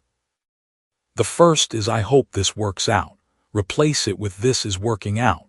Not because it is already finished, but because you are already in motion. And motion is not hoping, it is happening. The second is "I need more money." Replace it with "money is moving toward me consistently." The word "need" plants a flag in the ground that says lacking. Remove the flag. The third is "I should be saving more." Replace it with "I am building the habit of saving." Should describes a gap. Are describes an action. Close the gap with a verb. The fourth is "I want to be financially free." Replace it with "I am building financial freedom, one decision at a time." Want keeps the destination in the distance. Building puts you on the road. The fifth is "I can't afford that right now." Replace it with "that is not where I am directing my money right now." One sentence broadcasts poverty. The other broadcasts choice. They describe the same reality, but only one of them keeps you small. The sixth is "I'm trying to get out of debt." Replace it with "I am steadily clearing what I owe." Trying is the language of someone who expects to fail. Clearing is the language of someone who is already moving. The seventh is "someday I'll have enough." Replace it with "I have enough to take the next step." Someday is not a date. It is a postponement disguised as a plan. The eighth is "I wish things were different." Replace it with "I am making things different." Wishing is the signal of someone who has outsourced the outcome to luck. Making is the signal of someone who has reclaimed it. The ninth is "I don't know if I can do this." Replace it with "I am learning what it takes to do this." Not knowing is temporary. Learning is present tense. Put yourself in the present tense.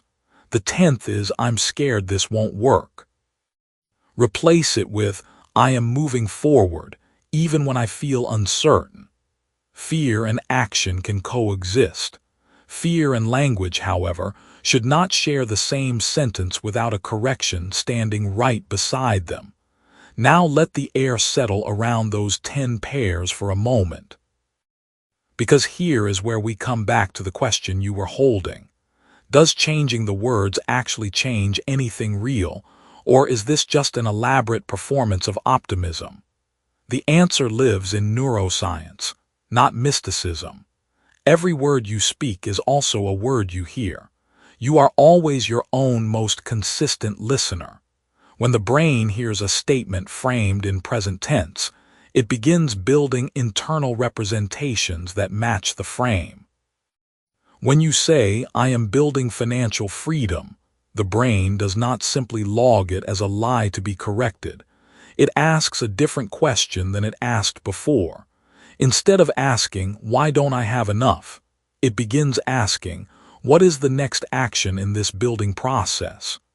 The question changes. The behavior that follows the question changes. And behavior, executed consistently, changes the physical conditions of your life. That is not magic. That is not a metaphor. That is a feedback loop, and you are either running it in your favor or against yourself.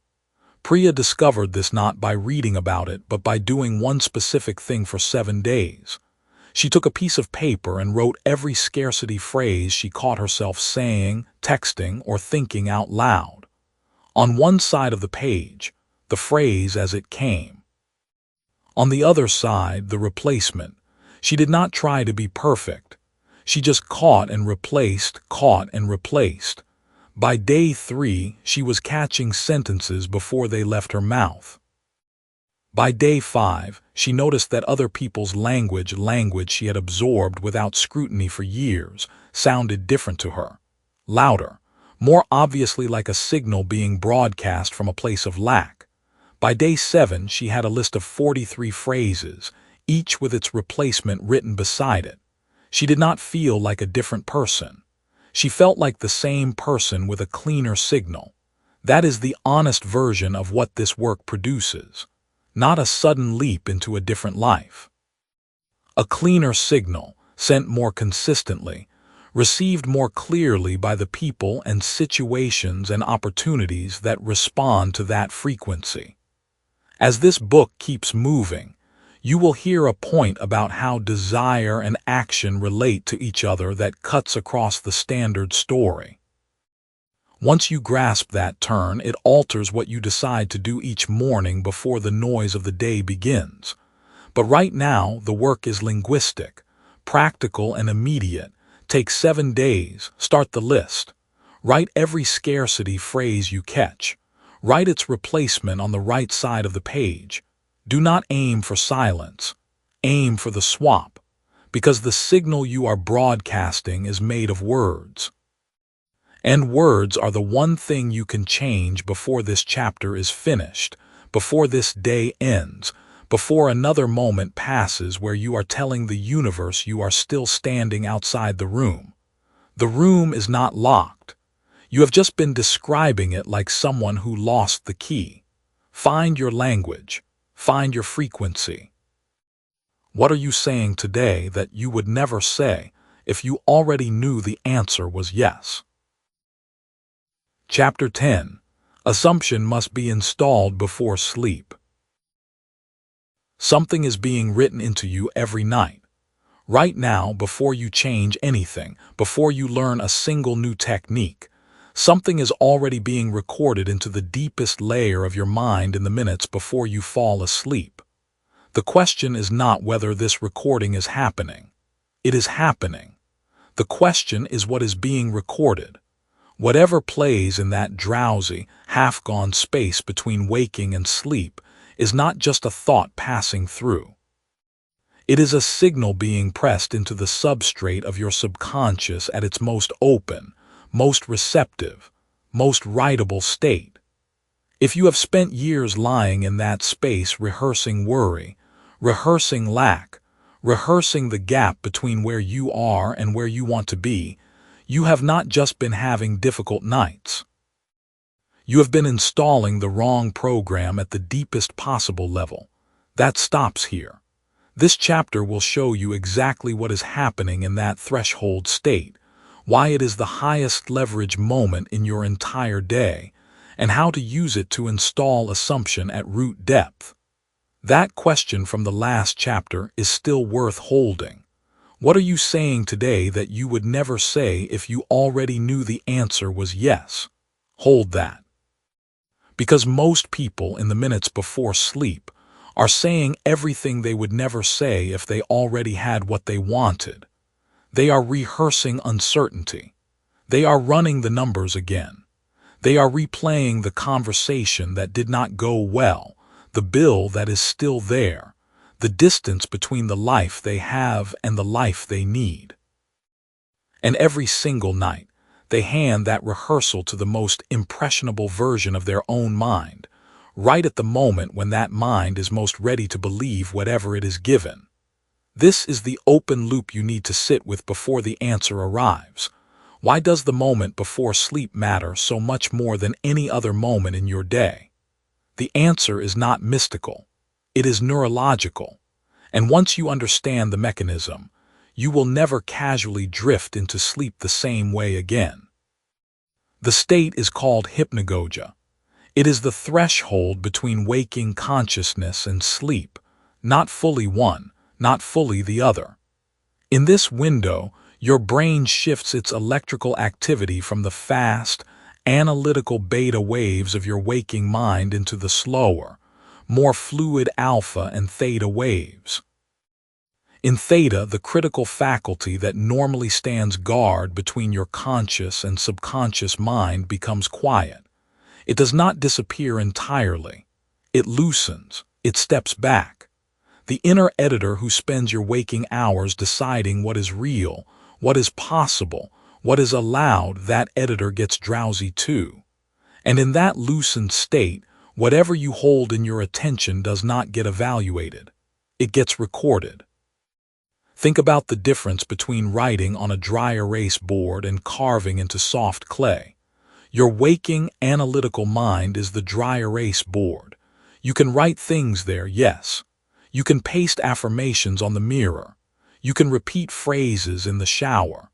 But that board gets wiped clean constantly by the same critical mind doing the writing. Your subconscious mind in the hypnagogic state is the clay, still soft, still impressionable. Whatever you press into it in those minutes will harden overnight.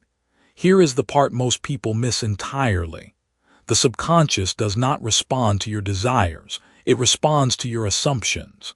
There is a profound difference between wanting something and assuming it is already true. Wanting broadcasts lack. You have heard this before in this book. The wanting signal is the broken frequency, the static, the broadcast that says, "I do not have this," disguised as reaching toward it. But assumption carries a completely different signal. Assumption is settled. It is quiet. It does not strain toward anything because it does not need to. Assumption says, "Of course. This is simply how things are." When you hand the hypnagogic state a feeling of wanting, you are pressing the lack signal into the clay at its softest and most receptive moment. Night after night, year after year, you wake up still wanting. You wonder why nothing changes. The mechanism has been working perfectly the entire time. You have just been giving it the wrong material. Meet Daria. She was 31, working in supply chain logistics, and she had spent 2 years trying to get a promotion that seemed perpetually one review cycle away. She had read the books. She had repeated the phrases. Every morning she told herself she was confident, capable, and ready. And every night, without realizing it, she lay in bed in the dark and mentally rehearsed the conversations her boss might be having about her. The colleagues who might be more favored. The ways the promotion might not come through. She was not a pessimist. She genuinely believed in herself during the day. But in the hypnagogic window, in the clay-soft minutes before sleep, she was pressing a different signal in. The signal of uncertainty. The signal of waiting. The signal of not yet. 6 months after she learned what you are learning right now, she changed one thing. Only one thing. She began spending the last 10 minutes before sleep in a specific state, holding a specific feeling. Not imagining the promotion happening. Feeling what it felt like after it had already happened. The settled, ordinary, unremarkable feeling of someone who simply had the title and the responsibility and the salary, and was not surprised by any of it. She did not strain toward it. She rested inside it. The promotion came 4 months later. She told the story not with drama but with a kind of quiet recognition, the way you describe something that feels inevitable in retrospect. Let one breath pass on that story before we continue. The technique Daria used has a name in certain circles, but names can become distractions. What matters is the mechanics. What you are doing in the hypnagogic window is not visualization. Visualization is a daytime activity. It is too cognitively active, too constructed, too watched by the critical mind to reach the clay layer. What you are doing instead is feeling. Specifically, you are inhabiting the feeling of the wish already fulfilled, not the excitement of getting it, not the relief of finally having it, but the quiet ordinariness of a person for whom this outcome is simply already true. There is a crucial distinction buried in that last thought. Excitement is a response to contrast. When you feel excited about something, some part of you is still aware that it is not yet here, that this is different from your normal state, that something has changed. Excitement is a waking signal. What you are reaching for instead is the feeling that erases contrast, the flat, settled, unremarkable sense of someone living inside a reality they have fully accepted as their own. That is the frequency the subconscious receives as instruction. That is the signal that gets pressed into the clay without resistance. Revisit the version of you waking up each morning in that chapter from 3 years ago and look at it plainly. Not in terms of achievements or failures, just in terms of what you took for granted. There are things in your life right now that would have seemed like outcomes to you 3 years ago. They are not outcomes now. They are just your life. You do not wake up grateful for them every morning. You do not feel a surge of excitement when you see them. They are simply the furniture of your existence. That feeling, that unremarkable familiarity, is exactly what you are trying to feel about the thing you want most. Not the excitement, the normalcy. Now close the loop that was opened earlier. Why does this matter so much more in the hypnagogic state than any other time? Because in any other waking moment, the critical mind is active and it is comparing. It sees the assumption you are trying to hold, and it immediately begins to audit it against current reality. It finds the discrepancy. It says, "That is not true yet," and it files your assumption in the category of fantasy rather than fact. But in the hypnagogic window, that auditor is not checking IDs at the door. Whatever walks in during those minutes gets seated without question. Here is the protocol. It takes 10 minutes. Do it lying down, in the position you actually sleep in the dark, when you are genuinely ready to sleep. Not sitting up at a desk. Not in a chair, in the physical state of ending the day. Let your body settle, let your breathing slow. Let the day begin to release its grip on you. When you feel that loosening, that first pull towards sleep, that is your signal. That is the clay becoming soft. In that moment, do not introduce a scene. Do not construct a movie. Simply locate a feeling. The feeling of one specific outcome that has already occurred. Not tomorrow's outcome. Yesterday's. Something that happened last week, last month, in a past that is already written. Let that feeling be as small and ordinary as possible. You are not performing certainty.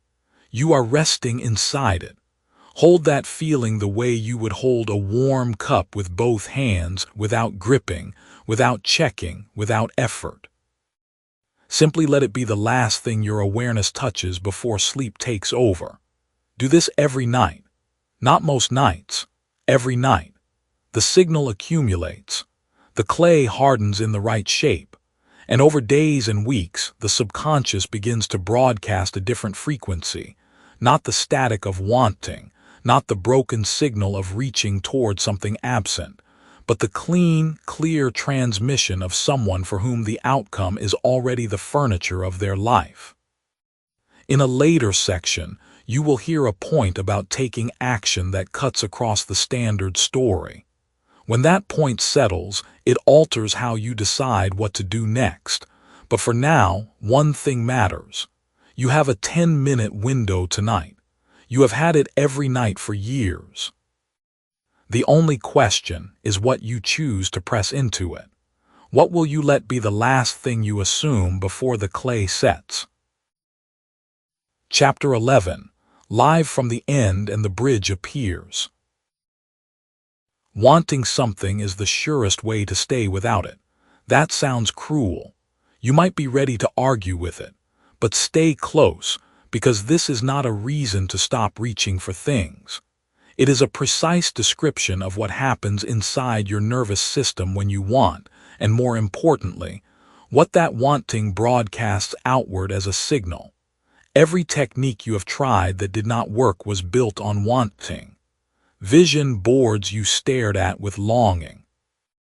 Affirmations you repeated while feeling the distance between the words and your bank account. Gratitude lists written with one eye on what you still did not have. All of it was sincere. None of it was wrong in spirit. but the mechanism underneath every one of those practices was the same. You were reaching from a place of not yet there. The subconscious does not understand future tense. It filed that signal under absence.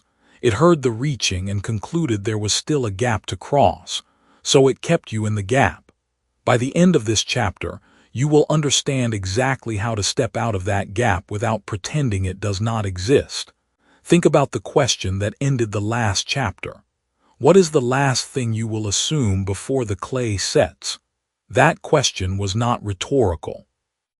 It was an invitation to notice that assumption is always happening, whether you are deliberate about it or not. The clay, your subconscious, your signal, your habitual broadcast, is setting right now. The question is never whether you are shaping it. The question is whether you know what shape you are pressing into it. Here is what 𝗡𝗢𝗧𝗘 discovered on a Tuesday in March that changed everything for her. She had been doing the work for 8 months. She was meticulous about it. She wrote her intentions every morning in a leather notebook she kept beside her bed. She meditated. She told herself she believed.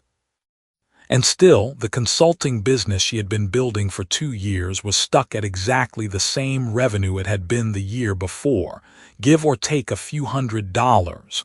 Not failing, not growing.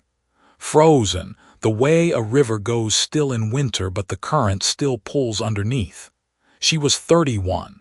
Her name was 𝗡𝗢𝗧𝗘. She had left a stable job at a logistics company because she had watched her manager collect a salary for half the value she was producing, and she had decided she was done donating the difference. That was a courageous decision. And now, 2 years later, she sat in the same chair every morning writing the same intentions, broadcasting what she believed was faith, and wondering why the signal was not landing. On that Tuesday, a mentor asked her one question. Not what do you want your business to look like? Not what are your goals for the next quarter. The question was this: how do you feel when you imagine having already arrived? 𝗡𝗢𝗧𝗘 said something honest. She said she felt relieved, not excited, not triumphant, relieved. The mentor nodded slowly and said, "Then that's what's missing from every morning you write in that notebook. You're writing from wanting. You need to write from relief." 𝗡𝗢𝗧𝗘 sat with that for a long time. What shifted was not her effort.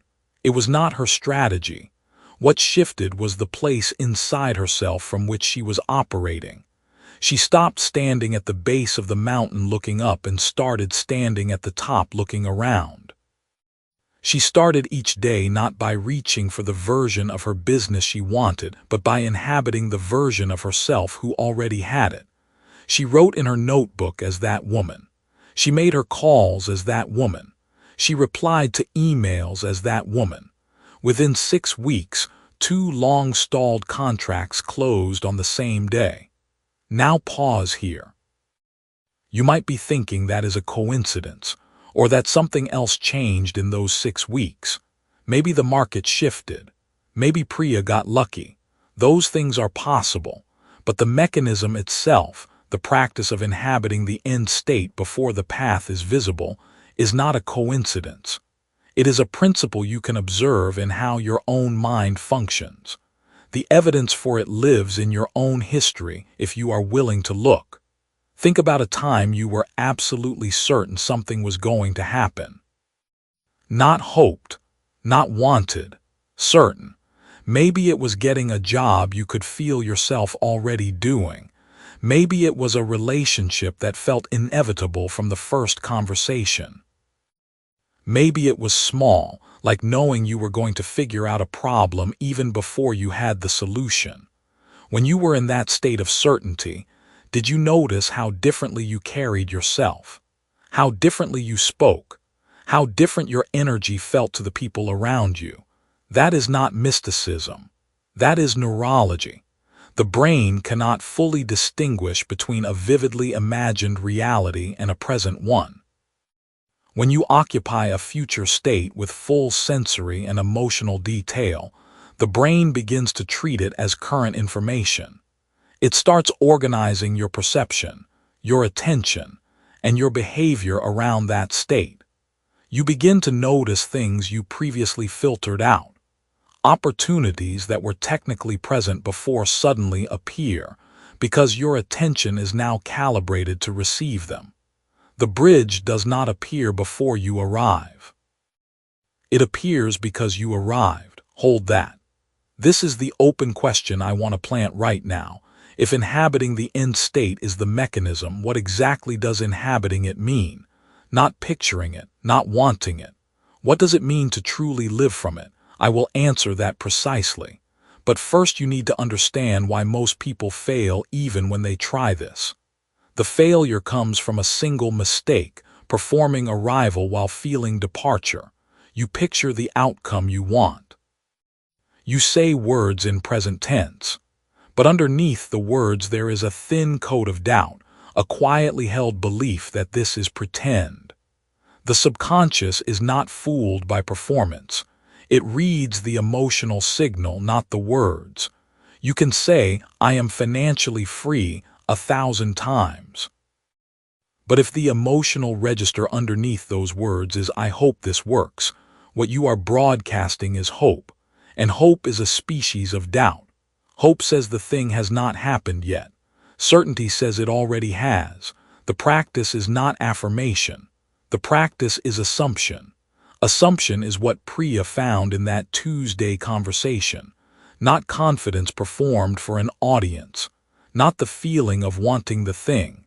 The felt sense of already being the person who has it. And the critical detail, the one most people miss, is that assumption has to be first person and present tense at the level of identity, not outcome. Not "I have a successful business." That is an outcome.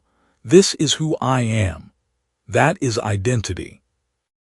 The moment Priya stopped tracking her business as something she was building and started experiencing herself as someone who runs a thriving consulting practice, the business began to match her. The gap closed not because the outer world suddenly cooperated, but because she stopped living in the gap. She had stepped across it in her consciousness. And reality, which has a strange habit of confirming what you most deeply assume about yourself, began to organize itself around her new address. This is the full protocol. You begin in the morning, before the noise of the day has had a chance to remind you of every practical reason your current circumstances should define you.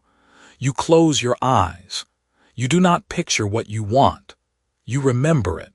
Memory and imagination use overlapping neurological machinery.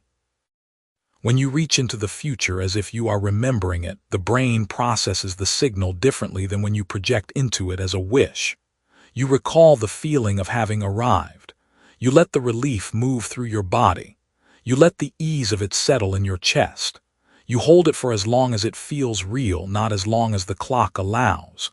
Then you open your eyes, and you are that person for the rest of the day, not performing it, assuming it, the way you assume you know how to walk when you stand up from a chair. You do not remind yourself you know how to walk. You simply do it because it is part of what you take for granted about yourself. That is the frequency.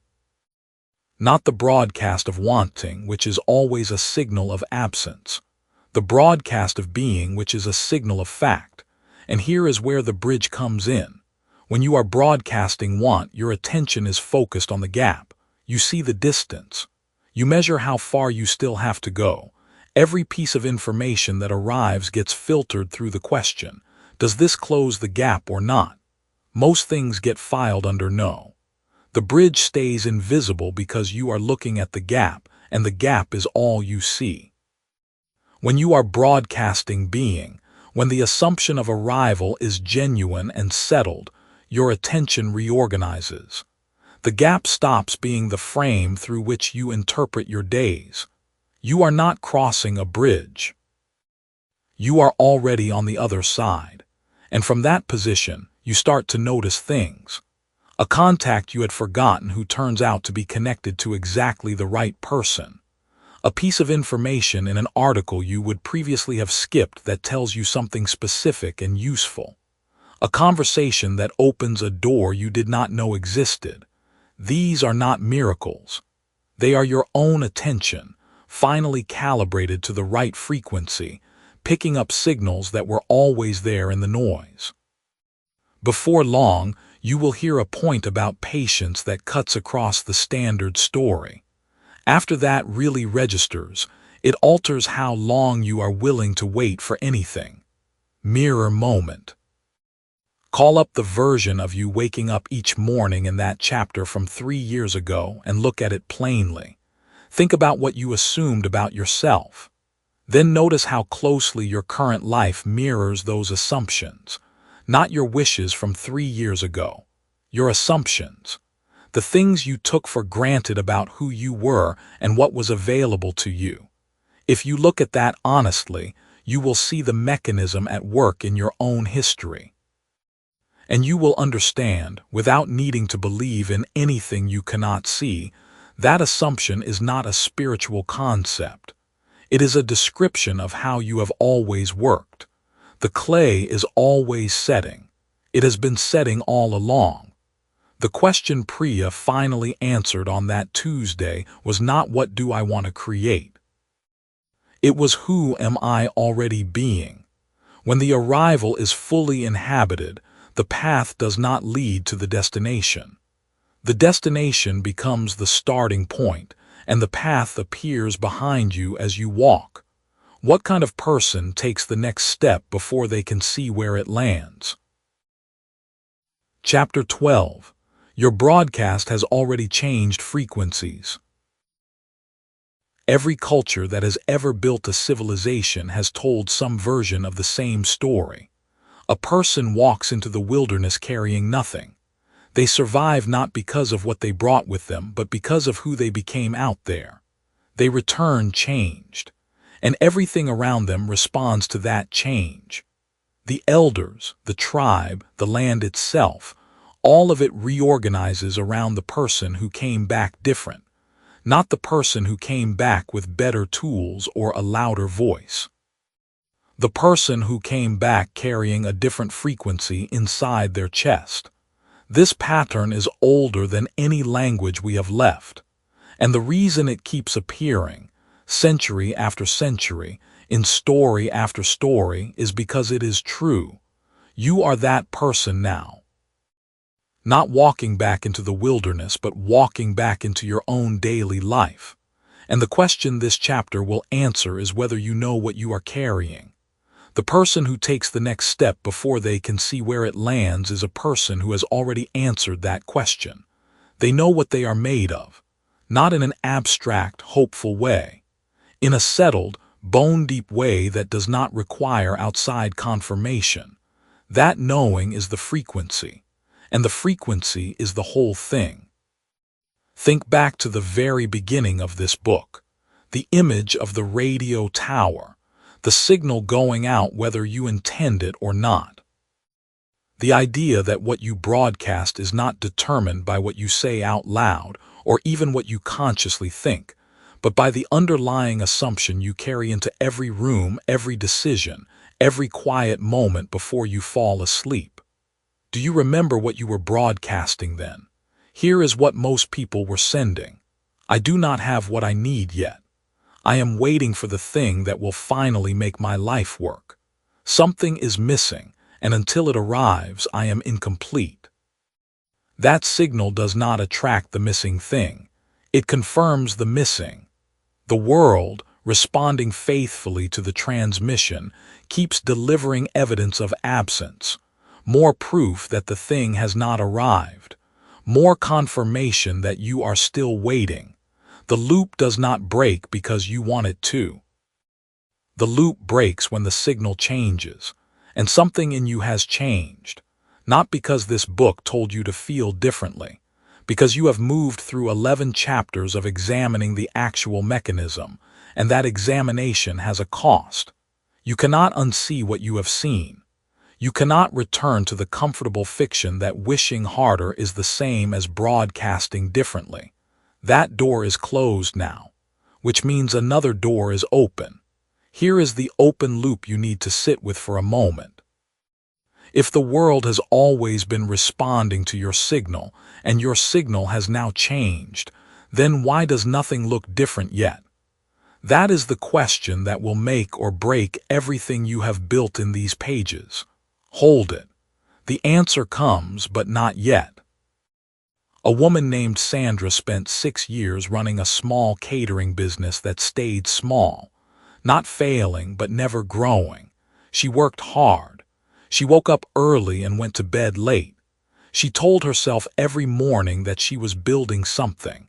But underneath the words, underneath the early mornings, was a current she had never examined.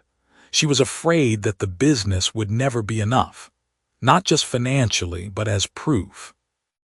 Proof that she had been right to start it, right to leave her previous job, right to believe in herself at all. Every client call she made, she needed. The needing was in her voice even when her words were professional. Clients felt it. They did not know what they felt, but they held back. They delayed. They referred her to people who were also just testing the waters. 6 years of being responded to perfectly, accurately, by a world that was reading her signal, not her intentions. Then her mother got sick, and Sandra stopped worrying about the business for 4 months. She took the calls that came in. She did the work in front of her. She stopped needing the business to save her because she was too busy being present somewhere else. In those 4 months, 2 of the largest contracts of her career arrived without a single extra sales call. Referrals from people she had worked with years before who had, in those 4 months, somehow remembered her name. The business did not change. Sandra's frequency changed. The world responded the way it always does, accurately and without mercy, to exactly what she was sending. The story ends there. Let it sit for a second before we move on. Bring to mind the version of you waking up each morning in that chapter from 3 years ago and look at it plainly. Not in terms of money or circumstances, but in terms of what you were broadcasting. What was the underlying assumption you carried into every attempt at something better? Was it the assumption of someone who expected things to work? Or was it the assumption of someone secretly proving a point, or bracing for disappointment, or asking the universe to finally, please, prove them wrong about themselves? Be honest. This is the mirror moment, and no one else is listening. 3 years ago, what was your signal? Now here is the answer to the open loop. The reason nothing looks different yet is this: it does not need to look different yet. The signal change comes first. The evidence comes second, always, without exception. And the trap, the final trap, the one that catches people right at the threshold of an actual shift, is demanding the evidence before the signal has had time to propagate. That is the wanting loop in its last disguise. It shows up as impatience. It shows up as the reasonable request for proof. But underneath the reasonableness, it is still the old transmission. It is still lack with better clothes on. You do not broadcast from impatience. You broadcast from assumption. Assumption is not pretending. This distinction matters more than any other in the book. Hold it carefully. Pretending is performance. Pretending is saying the affirmations without believing the underneath. Pretending broadcasts the performance and the doubt simultaneously, and the doubt is louder. Assumption is something quieter. Assumption is the thing underneath your words, underneath your actions, underneath the face you show the world. Assumption is what you default to when no one is watching and you are not trying. When your signal operates at the level of assumption, it does not require maintenance. You do not have to remember to send it. It sends itself. That is what has shifted for you now, not the performance, the assumption. Somewhere in the work of these chapters, a different default began to install itself. The assumption that your ideas have weight. The assumption that your effort lands somewhere real. The assumption that the next step, even invisible, is there because you are the kind of person who walks toward things that cannot be seen yet. That assumption is broadcasting right now. It was broadcasting before you sat down to listen to this chapter. It will broadcast after you close this book and go back to your day. You do not have to turn it on. It is already on. Down the line in this book, you will hear a point about effort and reward that cuts across the standard story. Once that becomes real to you, it alters how you measure progress for the rest of your life. But for now, stay here.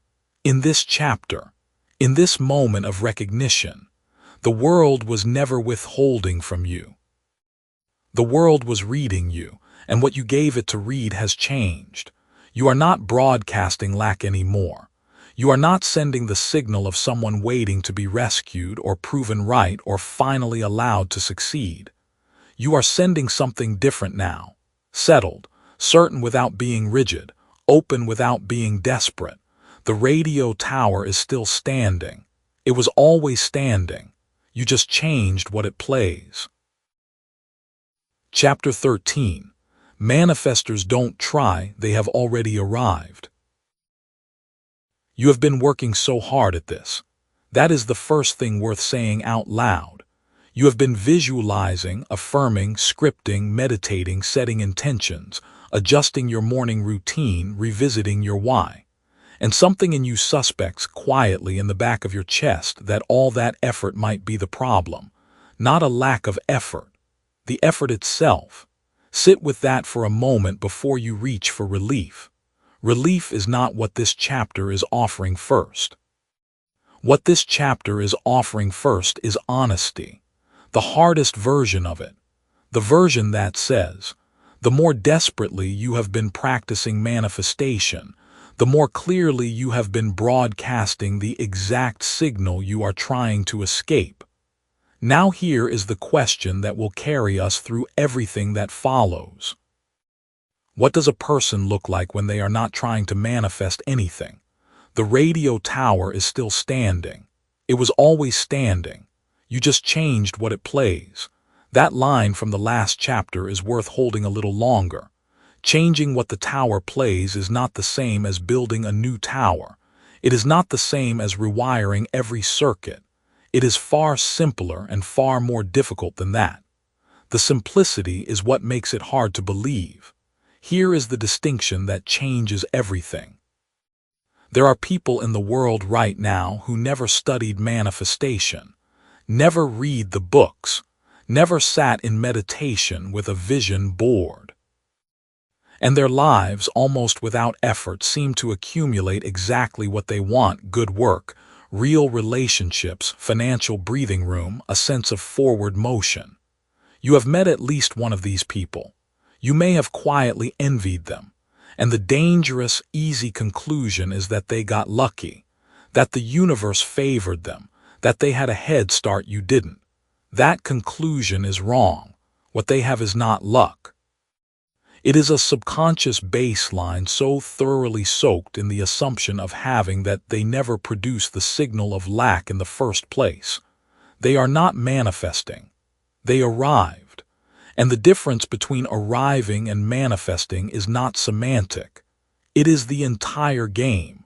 Consider a man named Dario.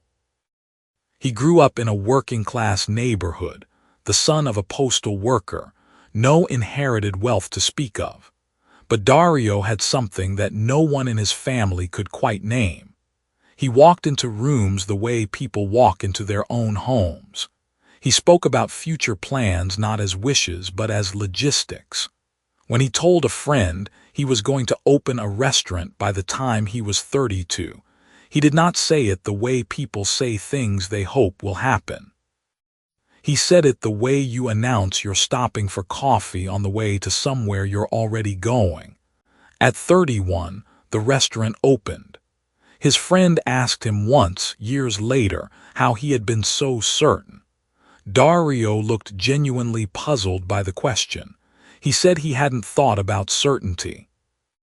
He said the restaurant was always coming. He just had to do the paperwork.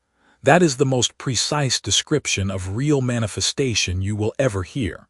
Not ritual, not repetition, not the effortful daily practice of reminding yourself to feel wealthy. What Dario was doing, and had likely always done, was inhabiting a version of himself for whom the outcome was not a possibility but a foregone conclusion. His subconscious was not broadcasting want. It was broadcasting coordinates. Go back to the version of you waking up each morning in that chapter from 3 years ago and look at it plainly. Not just financially, emotionally, internally. Were you practicing manifestation then, or were you enduring? Were you visualizing having, or were you acutely aware of what you didn't have? Be honest. Not with this chapter, but with yourself. No one else is listening. The practices you were doing 3 years ago, did they feel like cultivation, or did they feel like desperate irrigation of soil you weren't sure could grow anything? Most people, if they are honest, will say the second one. And here is what that means. Every session of visualization conducted from a place of deep, unresolved wanting does not neutralize the wanting. It amplifies it. The subconscious does not hear the content of your affirmation. It reads the frequency underneath the words. And if the frequency underneath the words is "I do not have this and I am frightened," then the broadcast goes out as exactly that, regardless of what the script says. This is the wanting loop. It is the villain that has been hiding in plain sight throughout everything you have tried. Not your lack of discipline, not your unworthy past, not the universe withholding from you. The wanting loop is the act of reaching so hard for something that the reaching itself becomes the loudest signal you send. The way out is not to reach more skillfully. The way out is to stop being a person who reaches. That is an identity shift, not a technique. And this is the distinction that separates the people who dabble in manifestation from the people who simply live inside what others would call miraculous outcomes. A technique is something you apply. An identity is something you inhabit. Techniques require maintenance. Identity requires nothing but recognition. You cannot technique your way into being Dario. But you can notice in small moments that Dario's way of relating to his future is available to you as a posture, not a practice, a posture. The way you hold your spine when you believe something is already settled. The tone of voice you use when a thing is not in question. There is a version of you that has already spoken about your financial life the way Dario spoke about the restaurant, not with bravado, not with performance. With the mild, unshakable boredom of someone describing something that has already been decided. That version of you is the transmission you are trying to become. The open loop from the beginning of this chapter was the question of what a person looks like when they are not trying to manifest anything. Here is the answer. They look exactly like someone who has already received it. Not someone who is celebrating, not someone performing gratitude, someone for whom the outcome is so settled, so absorbed into their identity that it no longer generates feeling. It simply is. The way you do not feel grateful every morning that you have 2 working hands. They are just there. They are yours. You do not marvel at them. That level of ownership, applied to your financial life, to your relationships, to the creative work you want to do in the world, that is the tuned signal. That is the broadcast that calls things toward you rather than pushing them away with the static of need. This is why mastery is not technique. Technique is what you do. Identity is what you are. And what you are operates at every moment, in every room, in every conversation, in the way you sit down to pay a bill or open your phone to check a balance. The person who has arrived does not perform ease around money. They simply have ease around money Because money is already a settled fact in the story their nervous system tells about the world. The weight you have been carrying, the weight of the practice, the discipline, the daily repetition, the fear that you missed a session and lost your progress, you can set that down. Not because effort is bad, but because effort directed toward becoming rather than doing looks different. It is quieter. It is more like memory than anticipation. You are not reaching toward a future self. You are recalling a self that was always true. The radio tower does not strain to broadcast. It simply broadcasts, constantly, clearly, at whatever frequency it is set to. You have already done the work of changing the station. The only thing left is to stop checking whether the signal went through. The signal went through. The question the next chapter will answer is what happens in the real world. The practical world of rent and bills and conversations with people who do not believe any of this. When you try to live as someone who has already arrived. Chapter 14. Stop manifesting, start receiving what's already sent. Every culture that has ever existed has a version of this story. A person who has been reaching and striving and asking the sky for something finally sits down, finally goes quiet, and in that stillness the thing they wanted walks through the door. Every tradition has wrapped this pattern in different language. Different symbols, different rituals, different names for the force at work. But the story is always the same. The reaching stopped. The receiving started. You are not the first person to stand at this threshold, and the threshold itself is not mysterious.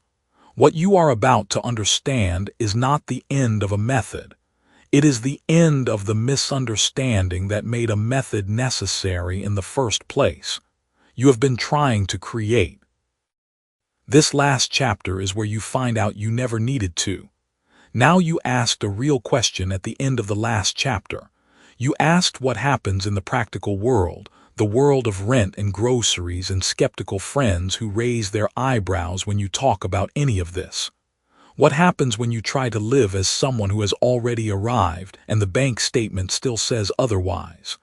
That is the honest tension. It deserves an honest answer. Hold it for a moment. The answer is coming. And it lands differently once you understand what you have actually been doing every time you sat down to manifest. Remember the version of you waking up each morning in that chapter from 3 years ago and look at it plainly. The specific worry you carried then, the one that felt permanent. The version of the future you were so anxious to force into existence. You were sending out a signal in those moments, every single one of them. Here is what nobody told you clearly enough. The signal you were sending was not about what you wanted. It was about what you did not yet have. You were broadcasting the absence of the thing. You were transmitting lack so fluently, so consistently, that the wanting itself became its own answer. The universe does not hear the noun in your prayer. It hears the frequency underneath it. That is the wanting loop. You have heard it described throughout this book, but standing here at the final chapter, it deserves to be named plainly one more time. The loop runs like this. You want something. The wanting confirms that the thing is missing. The confirmation of absence becomes the dominant signal. The dominant signal is what gets answered. So more absence arrives, dressed up in new circumstances, and the loop closes on itself. Most people spend years inside that loop without ever knowing they built it. Here is where Priya comes back into this. You met her earlier in these pages, sitting at a kitchen table in an apartment that felt too small, running numbers that never added up, doing everything the manifestation videos told her to do. She made vision boards. She recited affirmations in the mirror every morning with such fierce concentration it looked more like an argument than a declaration. She visualized. She journaled. She asked and asked and asked. and nothing moved in the direction she was pointing. Not because the principles were wrong, because every technique she used was secretly soaked in the same feeling, the feeling that it was not here yet. The wanting frequency ran underneath all of it like a low electrical hum she could not hear, but everything around her could. Then one Thursday, nothing dramatic, she was eating toast. She was not meditating, she was not affirming anything. And she had a thought that arrived quietly, almost like a fact rather than a wish. She thought, "It is already done." Not as a mantra, not as a performance, just as a quiet recognition that the decision had already been made somewhere upstream, and what she was living through was simply the last few inches of delivery. She did not get excited. She did not cry. She just nodded at the toast. Within 6 weeks, her financial situation had shifted in 2 specific and measurable ways that she had not engineered or strategized. She told the story later, and people asked what she had done differently. She said she had stopped trying. They thought she meant she had given up. She had not given up. She had given over. That distinction is the whole book in 4 words.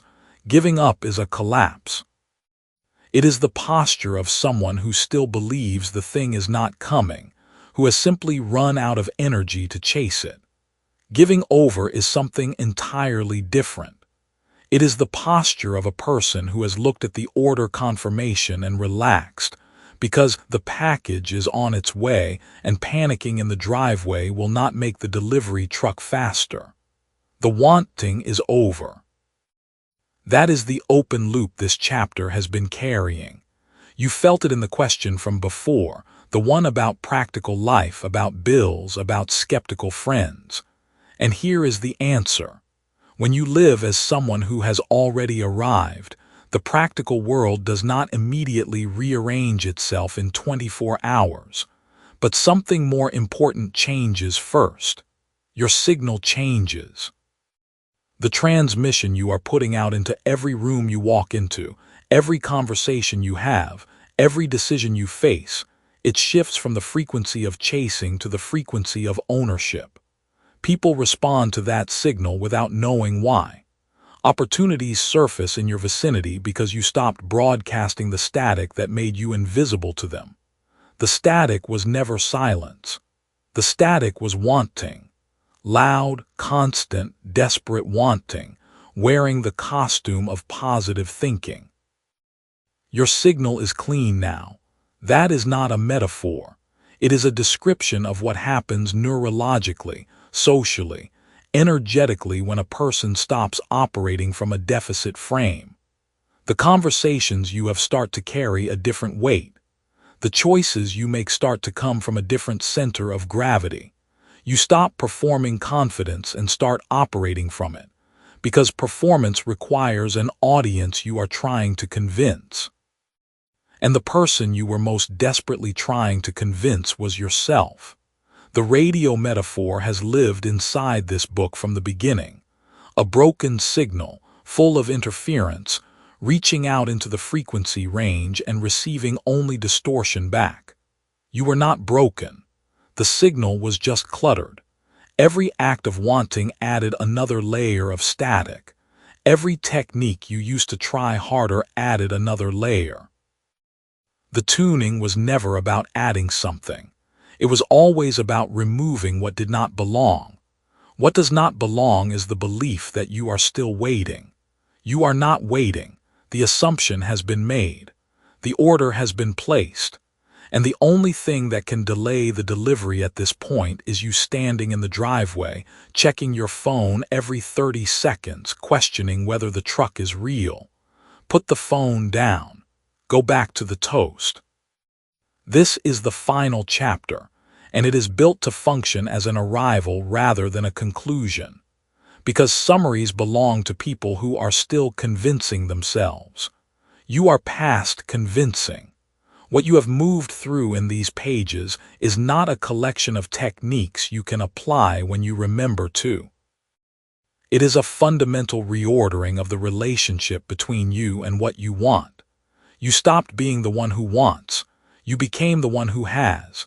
The skeptical friends are not a problem. The rent is not a problem.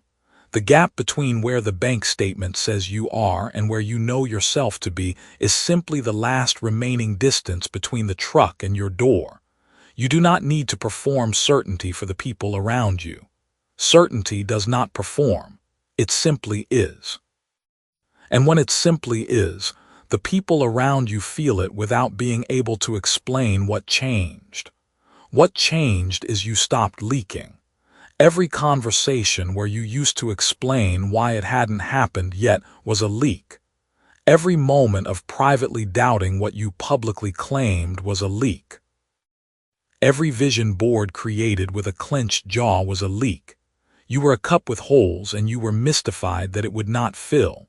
The holes are closed now, not because you worked harder on your mindset, because you understood the actual mechanics, wanting broadcast's absence, assuming broadcast's presence, and the frequency of presence is the only frequency that orders what you are asking for. The law does not punish you for wanting. It simply responds to what is underneath the want. And what was underneath was always a statement of fact about your current state. Change the statement, not with affirmations, with a bone-deep settled knowing that the thing is already sent. Priya is still eating toast on Thursday mornings. She does not think about manifestation much anymore, not because she abandoned it.